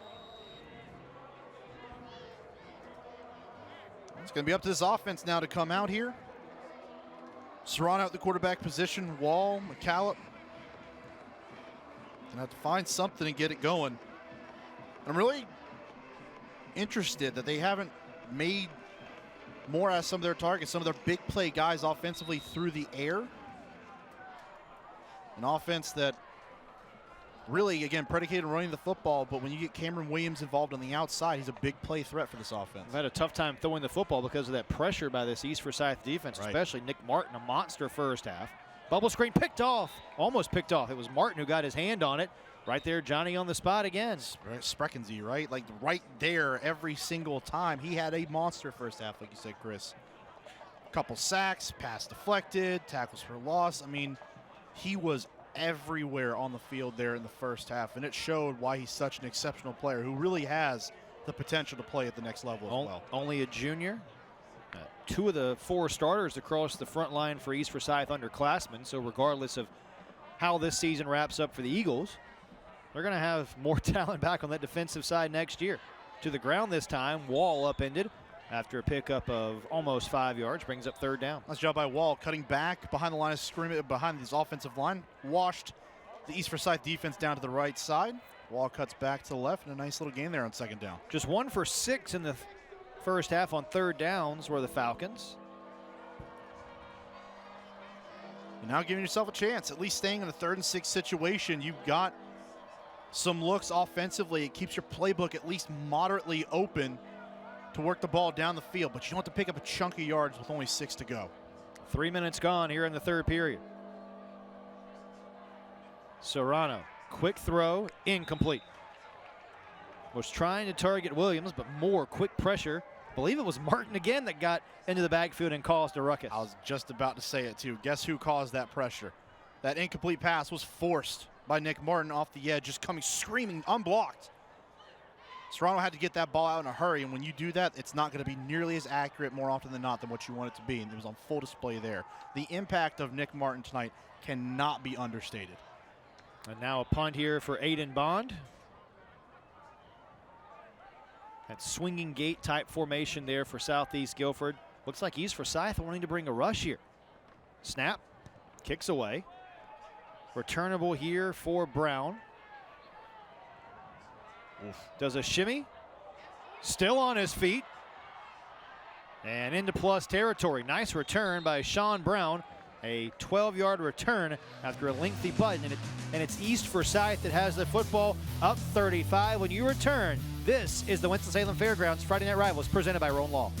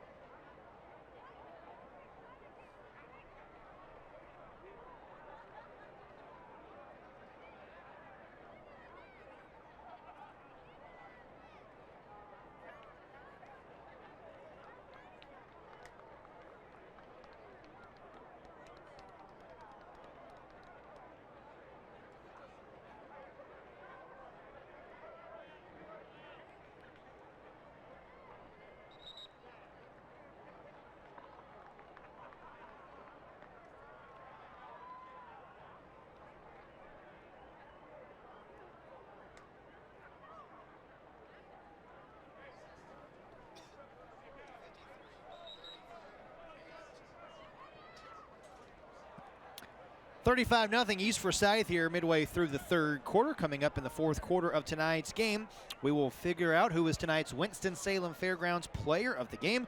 The Winston-Salem Fairgrounds, your one-stop source for entertainment in Winston-Salem. Can we give it to multiple guys? Perhaps we can. It's the last game of the season. Yeah. Let's give it to everybody. Let's give the player of the game as a penalty on East Forsyth coming out of the timeout. We should give the player of the game to our entire crew. Oh, aren't you sweet? Because our entire crew has been phenomenal all season long. We've got the best in the business, and we are lucky to be able to do this. They make us look and sound good, which is a really hard thing to do. Every week. So, in my opinion, the player of the game is our entire crew. They actually do a really good job by not putting makeup on us, because that would just be a waste of time anyways. Speak for yourself. Porter on the ground after the penalty loses a yard. It'll be 2nd and 16. I play-by-play guy has jokes. Like butter, I'm on a roll. Oh, man. First time they've really stopped Porter, though, behind the line of scrimmage. Not much getting going there for number 10. And one of the few blemishes on any given play here tonight for this offense of East Forsyth. Carter Hicks, our great stat man, tells us that is the first tackle for loss for the Southeast Guilford defense since the opening period. They are just a shade over 8 minutes left in the third quarter. Miscommunication there, and Rayner in a whole heap of trouble, and Rayner is down. A sack. Back-to-back tackles for loss for this defensive unit. Jordan Dollard, the junior defensive end, leading the charge. No, this is where you have to be careful, though, because you find yourself up by 35. You've done really well in the last 5 drives, but you can't get complacent. You got to continue to play the game of football. And this is not how this offense has performed. These last 2 plays have not been indicative of what this offense has done offensively tonight. 3rd down and 23 for East Forsyth. Passing situation for Rayner. They set up the screen. This is Brown. Brown, a burst of speed, and another first down. Boy, a jitterbug there for Brown. Will pick up 27. And another crescent forward first down. Unbelievable. We might as well just put it on a recording at this point. I'll say one line, and every time Sean Brown catches the football, we'll just play that. I mean, seriously, so elusive, great blocking up front by his guys outside, and just getting up the field and making yet another big play in the air. A back-breaking 3rd down conversion. Now East wants it all. Down to the sideline. Brown, there again. No, they say he dropped it. At the last moment, it'll be incomplete. Nearly the 2nd consecutive drive for Brown with a highlight reel catch. He knows it too. He's frustrated. He knows it too. He had that football in his hands. Jalen Rayner just giving his best player on the outside a shot to go get that one. He had it. Really great play, though, to finish that play for the secondary defensively. I think that was Farmer. It was. Really nice play to continue to play through the football and knock it out of Brown's hands. Fantastic play on the back end by Farmer. Brown 6 catches, 143 yards receiving tonight. That's not counting what he's done on the rush in terms of the screen plays and things of that nature. East Forsyth wants to call a timeout. Punt return as well. So the Eagles will regroup before this 2nd down and 10 play. Coach Willard and his staff looking on. Obviously, Coach still has some things to want to tune up and correct before what they hope is a game next week. And look, nothing is ever perfect. You'll never reach perfection at any level unless you're scoring a touchdown on every single play. And all 5 your offensive linemen getting pancake blocks on every single play. I mean, that's never going to happen. So there's always going to be things to clean up, fine-tune, go over, revise, and refine as you go on, and that includes in the playoffs. Yep. Each team is not done growing. You don't get to the playoffs, and your team is what your team is what your team is. Like, you continue to grow and build even once you get to this stage, and the teams that do that successfully will find themselves in the 4th round or even in the championship round of these playoffs. Or in this case, the 5th round. We've added a round this year. Exactly. Coming up in the 4th quarter, we'll highlight tonight's Roan Law play of the game. Roan Law, the Triads injury attorneys. Boy, a lot to pick from tonight in terms of the play of the game. There were some pregame dance moves that I think could be the play of the game tonight. Oh, boy. Are we trying to break TVs tonight? 35-0 East Forsyth. All Eagles here tonight. Take nothing away from Southeast Guilford. Right. We mentioned it in the first half. This is their first year as a 4A program on a 5-game winning streak. But so far tonight, just too much of this rushing attack for the Eagles. Yeah, really the balanced attack. It's not just the rushing. They've done a great job through the air as well in this one. Bubble screen, Brown makes the catch, his 7th of the night, and then Brown quickly ahead. Inside the 30, pickup of 7. It'll bring up a 3rd down and short. Christopher Hendricks chased him down, but even Brown, that size is so strong, just dragged Hendricks with him for another 5, 6, 7 yards after that first contact. Nearing the halfway point of the game's 3rd period.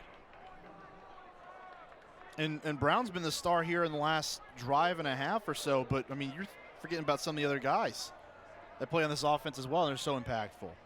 Rayner audibling. Design quarterback draw.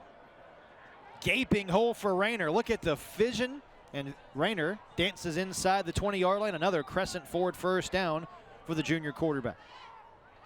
Now, realize that we don't know a lot about recruiting and what goes on, but if someone doesn't take a shot on Jalen Rayner at the next level, I will be floored. Well, there's going to be, I don't know how many different college teams that are going to be kicking themselves for not doing it. I mean, you talk about the modern mold of the quarterback position in today's brand of football. Jalen Rayner really seems to fit that bill. 212 through the air, 75 on the ground for Rayner by himself. Ingram still on his feet, and he is down inside the 10-yard line. It'll be 2nd down and goal. East Forsyth in the Boost Mobile orange zone. Boost Mobile, America's largest and fastest 5G network. I mean, really just across the offense, you got to give it up to so many different players, but Jalen Rayner's been the guy that has really been the piston for this offense, and as he has gone, so has the offense this year. And as he has gotten better, so have they. Brown to the flat and finds Paydirt again. It's the first touchdown tonight for Brown, but boy, he has made a big impact for East Forsyth in all facets. 3rd total touchdown for Jalen Rayner. It's his 2nd passing score, and the Eagles, with an extra point pending, Mark, really in control. Absolutely, and just really nice play call again, finding this defense in a situation where they don't have enough guys on the outside to cover the screen. That's been a lot where a lot of those passing yards have been generated tonight, and that time it was Brown on the receiving end and an easy touchdown. And before the extra point, a flag down, offside there against Southeast Guilford, and they'll retry the extra point. A chance for East Forsyth to go up by 42.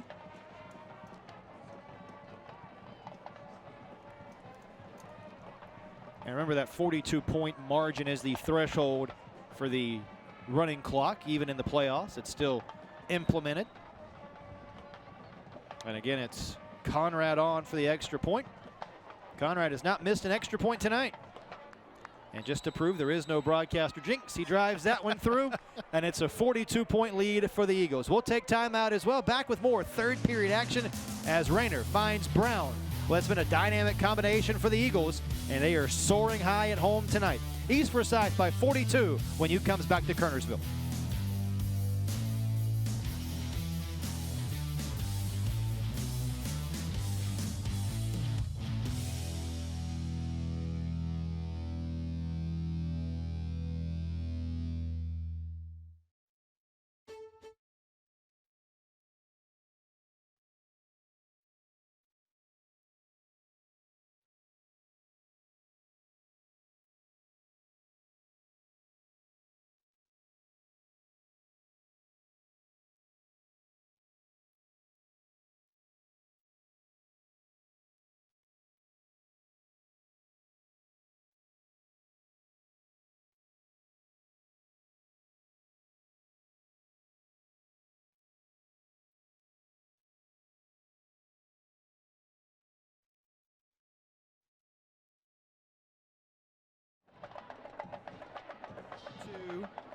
Three, 7.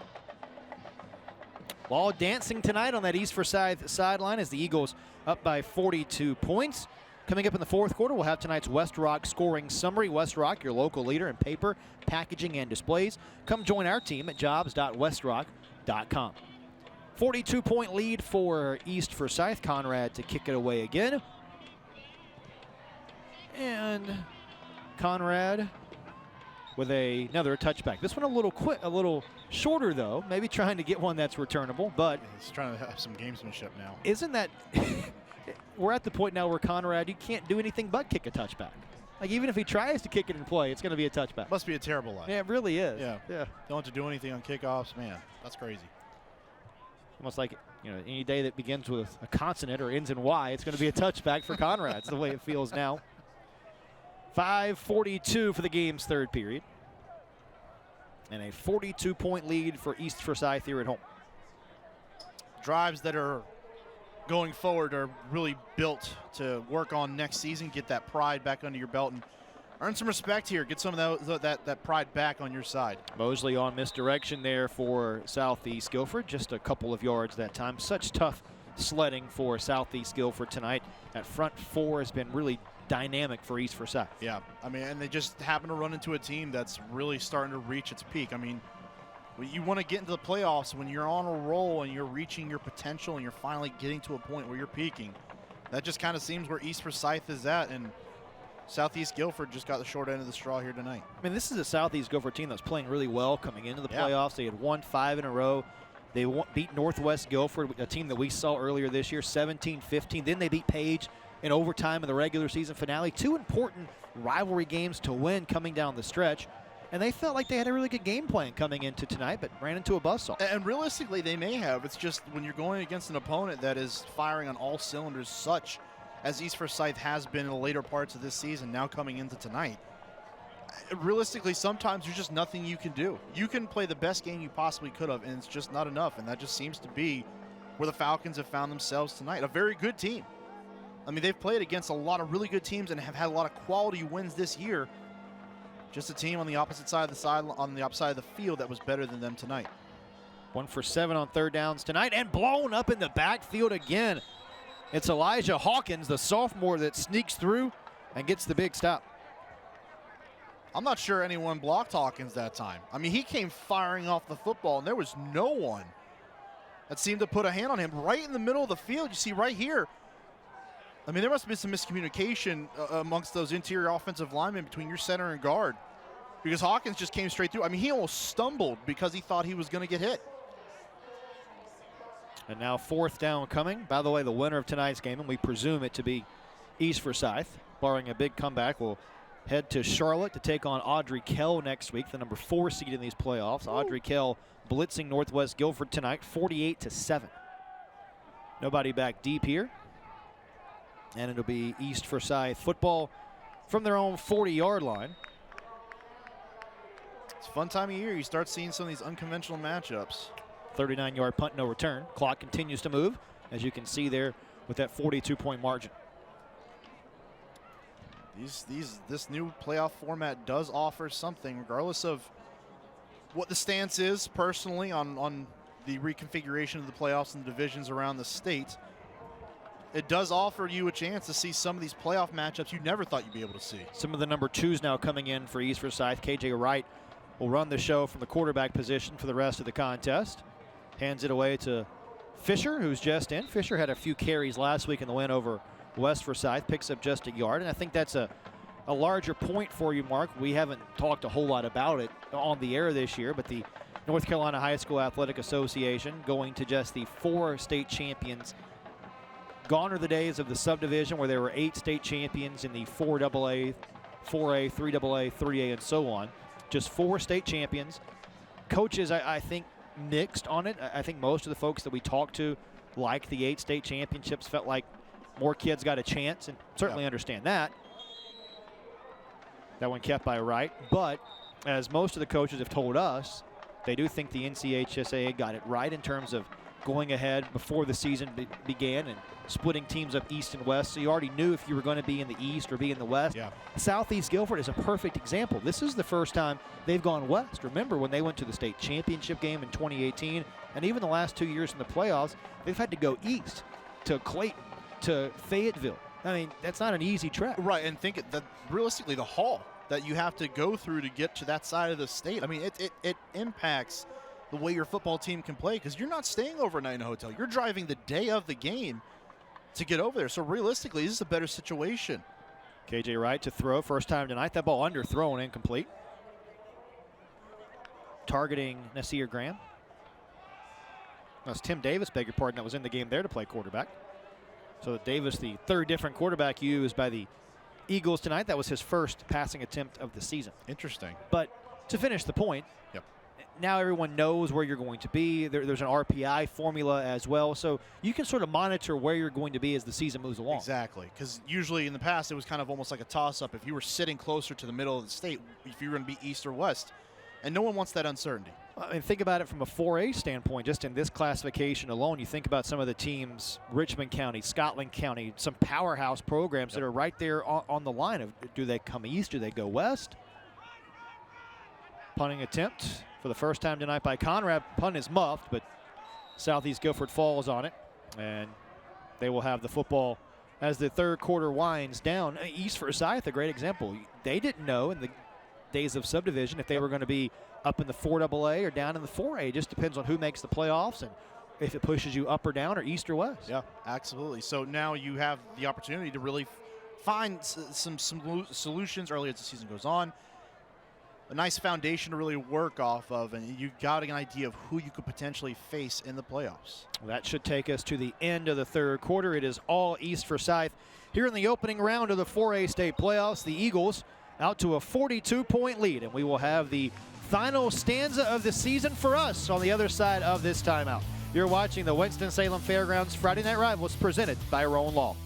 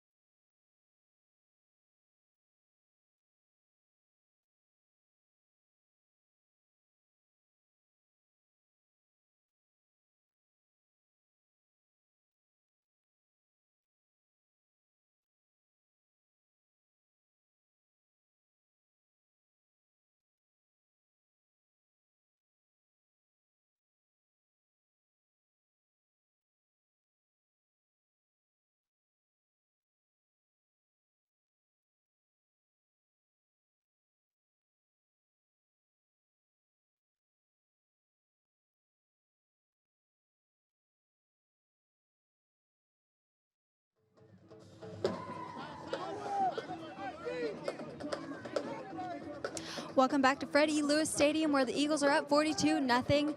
We've talked to head coach Todd Worrell a lot this season, and he says, you know, our kids just dare to be great. And, you know, going off into this second round of playoffs coming up after this fourth quarter, he's hoping, you know, just continue this momentum, help these kids reach their dreams, and just continue on to that state championship game. Chris? Yeah, Hannah, off to a really nice start, as you mentioned tonight, up by 42 as the fourth quarter begins. Tyshawn Wall in the game still for this Southeast Guilford program. And Mark, you look at Southeast Guilford in terms of some of their skill players across the offense. Serrano is back, Wall is back.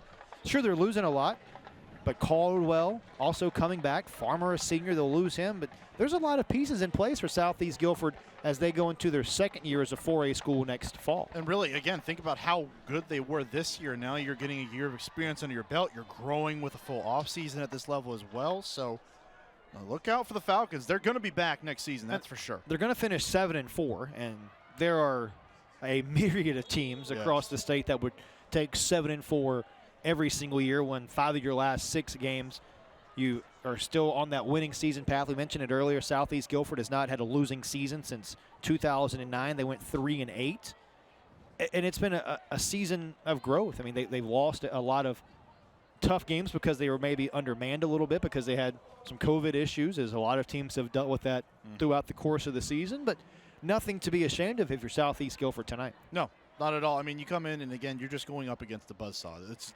just unlucky draw in the first round, but they've played an exceptional season to this point. Incomplete pass. Mosley, the intended target. Clock continues to run. If you're just joining us and you're not familiar with perhaps the rules, if you reach a 42-point margin at any point in the game, it's a running clock or a continuous clock, and that's the case here. East Forsyth up big at halftime, and the Eagles just kept pouring it on with a couple of scores in the third period. Consistency is key. 14 points in every quarter of the game so far. That's what we call a tease to our West Rock scoring summary. And this is an East Forsyth program that is built for this time of year. 3 state titles in the program's history, 1992, then the back-to-back titles in 2018 and 2019. And that's, as you mentioned earlier, when all of these programs want to be playing their best football is come November, and that's been the case so far. Another Crescent Ford first down here for Wall. Crescent Ford of High Point, we keep you rolling. And that's exactly what you want to be doing at this time of year, Chris. And it doesn't just start on the first week of postseason play, though. It really starts a few weeks before then. You want to make sure your team is on a roll. And that's exactly where East has found themselves. I think it's a good point.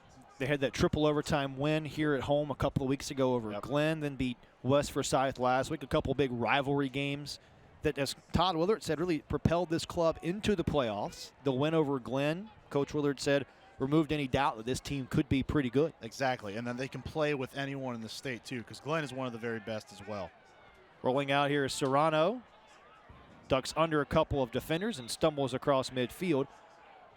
Gain of 8 that time. With that thought in mind of believing, obviously the coaches know how good this football team is and can be, but from a player standpoint, you have that triple overtime win. The players start to believe. How important is that as you get into this time of year? We can use tonight as a perfect example because really it comes down to body language. And you can tell, especially with high school teams, these are kids still. You have to understand that they're going to wear their emotions on their sleeves. And you can see there is a swagger about this team. There is a confidence that is oozing from all over this roster. And you can see it is evident on every single play. They're playing with confidence. They display it, and they act on it. East Forsyth has not lost since that setback here at home to Reagan, 22-18, back on September 17th, the game that you and I saw. And Todd Willard said they use that as a learning experience. That, you know, sometimes when you lose, you learn a lot. And I think if East Forsyth has a lengthy playoff run, perhaps gets to a state championship game, whether that be at Keenan Stadium in Chapel Hill or Carter Finley Stadium in Raleigh, they could point to that as maybe the turning point to the season. And really, it's not often that in week 4 you find that turning point. Usually when you talk about a team, if they go on to win a championship, you say, what was the late game in the season that really propelled you to the state title? It really could be back in week 4 because they did a lot of things offensively well in that game, but they kind of were just doing too much. They didn't really run the offense the way that we've seen them do it here tonight, where they can go methodical, take shots down the field. They were trying to get so many chunk plays, and it just didn't work in their favor. So now since then, and Coach Willard told us that, they've slowed it down. They've refined what they've done. They've gone back to the basics to what they do offensively. That's running the football and setting up to pass down the field. I think Coach Willard said it best. They were maybe relying too much on explosive play. Right. Take what the defense gives you. Yeah, and they've really drilled that now into these positions, these players. They've really drilled it into their heads, and now they know. Take what defense gives you. You got playmakers. Ball on the ground. Serrano fumbles it again. East Forsyth picks it up, and this might be the exclamation point for the Eagles. This is Elijah Hawkins, and the defensive lineman will rumble all the way to the house. A big man touchdown for the exclamation. 53 yards, and all of the Eagles soaring at the nest tonight. Oh, that's big loving. You got to love that big guy scoop and score, running down the field, rumbling, bumbling, stumbling. You say it, he did it. The pressure getting after Serrano once more tonight puts the ball on the ground. And my God, Elijah Hawkins, the play of his life. That might be the Roll Law play of the game right there. A Sunbelt Rentals touchdown for East Forsyth. Sunbelt Rentals offering rental locations across the trad to quickly deliver ready-to-work equipment when and where you need it. How about the sophomore getting the accolades on the sideline? Oh, big man touchdowns are the best. Man after your own heart. Oh, my gosh. Conrad's extra point is good. Tears of joy up here in the booth. 6:45 to go. It's all East Forsyth in the opening round of the playoffs. We're back with more.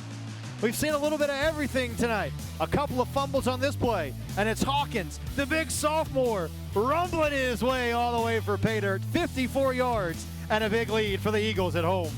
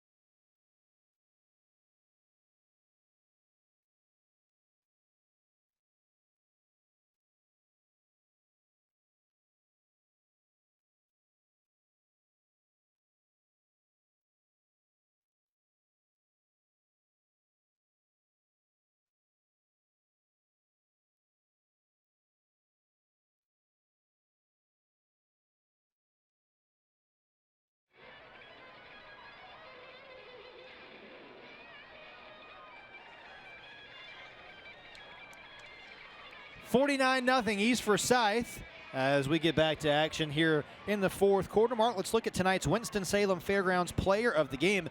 It's brought to you by the Winston-Salem Fairgrounds, your one-stop source for entertainment in Winston-Salem. No surprise, it is Jalen Rayner, the dynamic quarterback for East Forsyth, who is our Player of the Game tonight. Trying to tell me it's not Elijah Hawkins? No, Rayner is obviously very deserving of it. He has had a phenomenal playoff debut here at home. Did it all tonight, passing it, running it, managing the offense, putting them in the position to best succeed. And again, the development, the evolution of Jalen Rayner at the quarterback position continues here in the first round. Time for another Arnold Jones Services Heating and Air Kickoff, your trusted and dependable heating and air conditioning source for over 60 years. Conrad with another touchback, and it is 1st and 10 from the 20-yard line again. Here are some numbers and some highlights of Jalen Rayner tonight, our Winston-Salem Fairgrounds Player of the Game.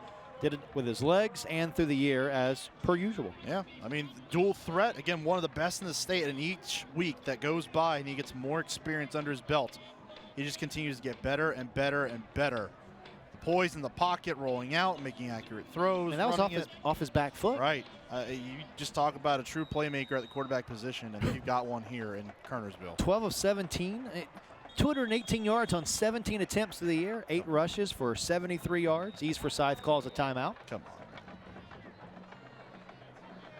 I mean, just a ridiculous stat line.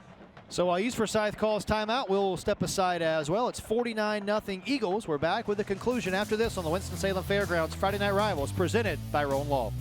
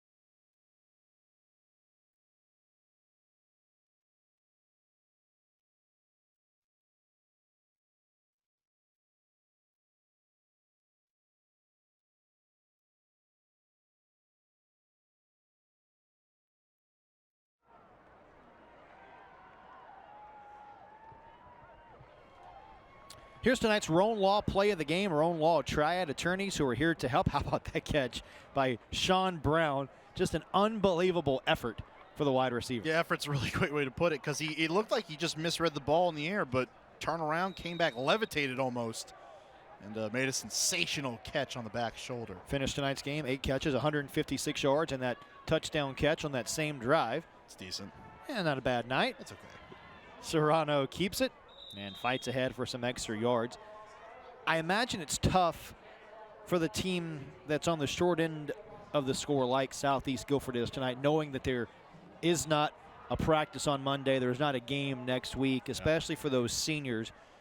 For someone who had a chance to go through that both playing at the high school and the collegiate level, What are the emotions? Do they start to sink in now for the players? Yeah. You know, probably at this point you start to just kind of take in your surroundings. Especially as a senior, you have an opportunity for the next 6 minutes of potentially your playing career, unless you go on to play at the next level and see the field for the last time, what's going on, and really things just kind of start to come back to you a little bit. You get memories of when you first started playing all the way up through. It's a very tough time, and it's an emotional night. I mean, there's always going to be in the playoffs one team that goes home, and there's not going to be a next game for these seniors at the high school level. So it's always going to be emotional. You get to the playoffs, and that's going to be it for these seniors of Southeast Guilford. But they put up a heck of a fight, not just tonight, but all season long, to put themselves in a position that a lot of people probably didn't think they would be in, moving up in classification. Start of the season, 3-1. I had that 5-game winning streak that will come to an end tonight. Flag is down, straight ahead. Not a ton of running room, but it will be good enough for a Crescent Ford first down. Crescent Ford of High Point, we keep you rolling. At least for now, we'll wait and check on the marker. It's a shift on Southeast Guilford. Do you remember the last game you played as a collegiate player? I do. How long did it take you after the game to finally realize that, hey, it's over, and take the jersey off and move on with the next day and the next phase of your life after football? You want to know what's crazy? It was actually my last game of my high school career that hit me harder than my collegiate one. Really? Yeah. I personally think, because after high school, again, because you don't know, there's a lot of uncertainty. Unless you're one of these megastar athletes that are going to go on your 3, 4, 5-star guy, you just don't know if there's going to be an after. You don't know if it's going to be there. So it's a little more emotional. I think by the time I got done with my college career, we ended the season at Catawba College with a championship in our conference. So you get to go out on a high note that way, exit in the first round of the national playoffs against Tuskegee. But you kind of come to a realization at that point, like, you know what, this is it, and I think you're pretty satisfied with where everything went and how it all ended. So, no, the final game in high school for me was Sun Valley. That was tough. Why was that? The emotions that come out. Yeah. And I think it really, for a lot of the guys, you don't really it doesn't hit you in the middle of the game. And even right after the game, you'll go through your line, congratulate the other team.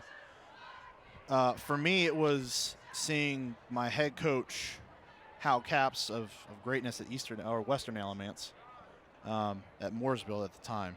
Just seeing him cry, and then as soon as the crowd kind of parted its ways and whatnot, I see my parents then trying to hold back tears, and, well, it's over then. Oh, yeah. Game over. Yeah. It's tough. And these seniors will go out, maybe not on a note that they really wanted to, but again, a heck of a season they put together here for the Falcons of Southeast Guilford. And you talk about building blocks as a 4A school, your first year as a 4A school, to make the playoffs. It's an achievement to finish with 7 wins. Yep. A lot of positives for Southeast Guilford moving into next year. And for next year, though, the script does flip, because now the hunter becomes the hunted. Sure. And they now have to adapt to that role where they are a playoff team, and teams know that they were good last year, and they're going to start getting a better shot from everyone, whether they like it or not. I mean, look, they play in a really tough league. We saw Ragsdale, that's a program that is building in the right direction with Coach Johnny Boykin. Grimsley, we know how good Grimsley is. We saw them earlier this year. Mm-hmm. They hung tough with Grimsley only lost by 10, 27-17. Northwest Guilford, a talented program. Doug Robertson at Page, he's got that program moving back into its glory days. Page, one of those teams that has won a ton of state championships at the 4A level. The road is not easy in their league, but much like East Forsyth, that conference prepares them for the playoffs. The Eagles, Todd Willard talked about it. He said, hey, our conference made us better. Reagan, Glenn, West Forsyth, Mount Tabor. I mean, you go on and on. All these teams that made the playoffs. No doubt this is the conference East Forsyth is in. One of the best conferences in the state. Good run there by Serrano.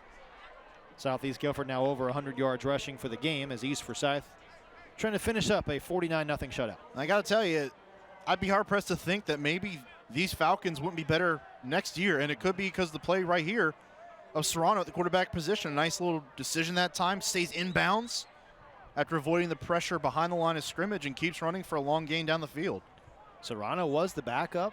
Starter injured in the first game of the season against Dudley, so Serrano, the juniors, had all season to run the offense. Yeah. And to his credit, they've run really well, and they've been consistent, put up enough points. Deep ball down the field is incomplete. Final 70 seconds as we take a look at our West Rock scoring summary. West Rock, your local leader in paper, packaging, and displays. Come join our team at jobs.westrock.com. First 3 quarters, a lot of East Forsyth, and that's the difference in the ball game this season. And they struggled here offensively in the fourth quarter, just not able to get anything going. East Forsyth has, and just a bad offensive performance in the fourth. No, they were so good throughout the entire game. Just really speaking again to Rayner right there and the way this offense performed. And we can't even slight the defense either, because they're putting up a goose egg so far in this one. They've been otherworldly to start the playoffs. For East Forsyth, looking to pitch the shutout tonight, will be their 3rd shutout of the season and their first since they beat Reynolds 51-0 back in mid-October. Invite you to stay with us after the game. Hannah will grab Coach Willard, get some final thoughts from Todd Willard as his club moves on to the 2nd round of the playoffs. It's an all-around great performance, offensively, defensively, even in special teams. Showing out again, and if you think these East Forsyth Eagles are not one of the best teams in the state and a true contender to go get another state title, you are kidding yourself. So with the win, East Forsyth will pick up their 9th victory of the season, obviously hoping there are more wins. But Mark, this becomes the 10th time since 2010 that East Forsyth has won 9 or more games. They can go for their 8th 10-plus win season with a victory in round 2 next week. It's all Eagles here at home as they shut out Southeast Guilford 49-0. Stay with us. We'll get some thoughts from the victorious head coach on the other side. You're watching the Winston-Salem Fairgrounds Friday Night Rivals presented by Roan Law.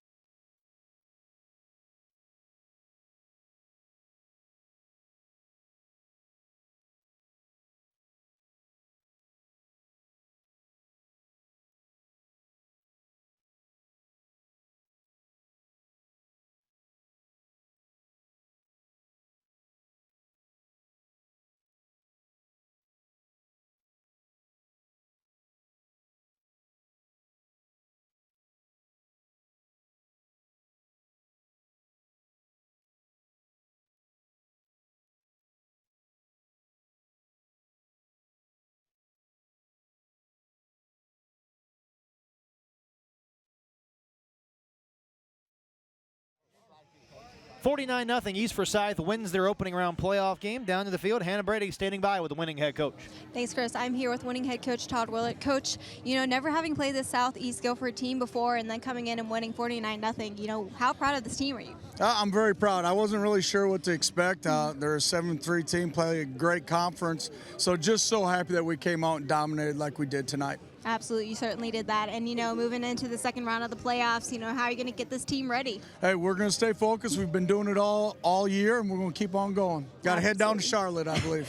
Absolutely. All right, well, congratulations tonight, guys, and good luck in the 2nd round of playoffs. All right, thanks. Hey, Eagle Pride. Chris and Mark. Hannah, thanks. Todd Willard looking for his 3rd state championship as the head coach of the Eagles. They love the camera here in Kernersville. All right, Mark, here are the final numbers. 416 yards of total offense, really in 3 quarters for East Forsyth. I mean, come on, 198 on the ground, 218 through the air, absolute balance, dominance across the board all night long. They were spectacular. Just 2 penalties as well, forced 3 turnovers.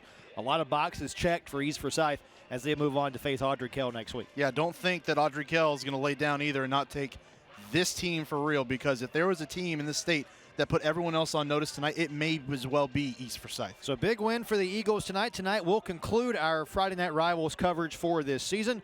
We'd like to thank all of our sponsors who have made these games possible. We truly appreciate your partnership and your support of high school athletics. Also want to thank our viewers for letting us into your homes and into your TV sets each and every Friday night. We're so grateful to have received such positive feedback from so many of you this season. Join us again on Friday, December 10th and Saturday, December 11th from Chapel Hill and Raleigh for the NCHSAA State Championship. We'll be broadcasting the games live right here on My 48. For our team of the truck led by Drew DeMarcantino and Lori Bates, and for my partners Mark Covert and Hannah Brady and our great stat man Carter Hicks, this is Chris Edwards. Hey, we're dancing everywhere saying so long. Thanks for watching Friday Night Rivals.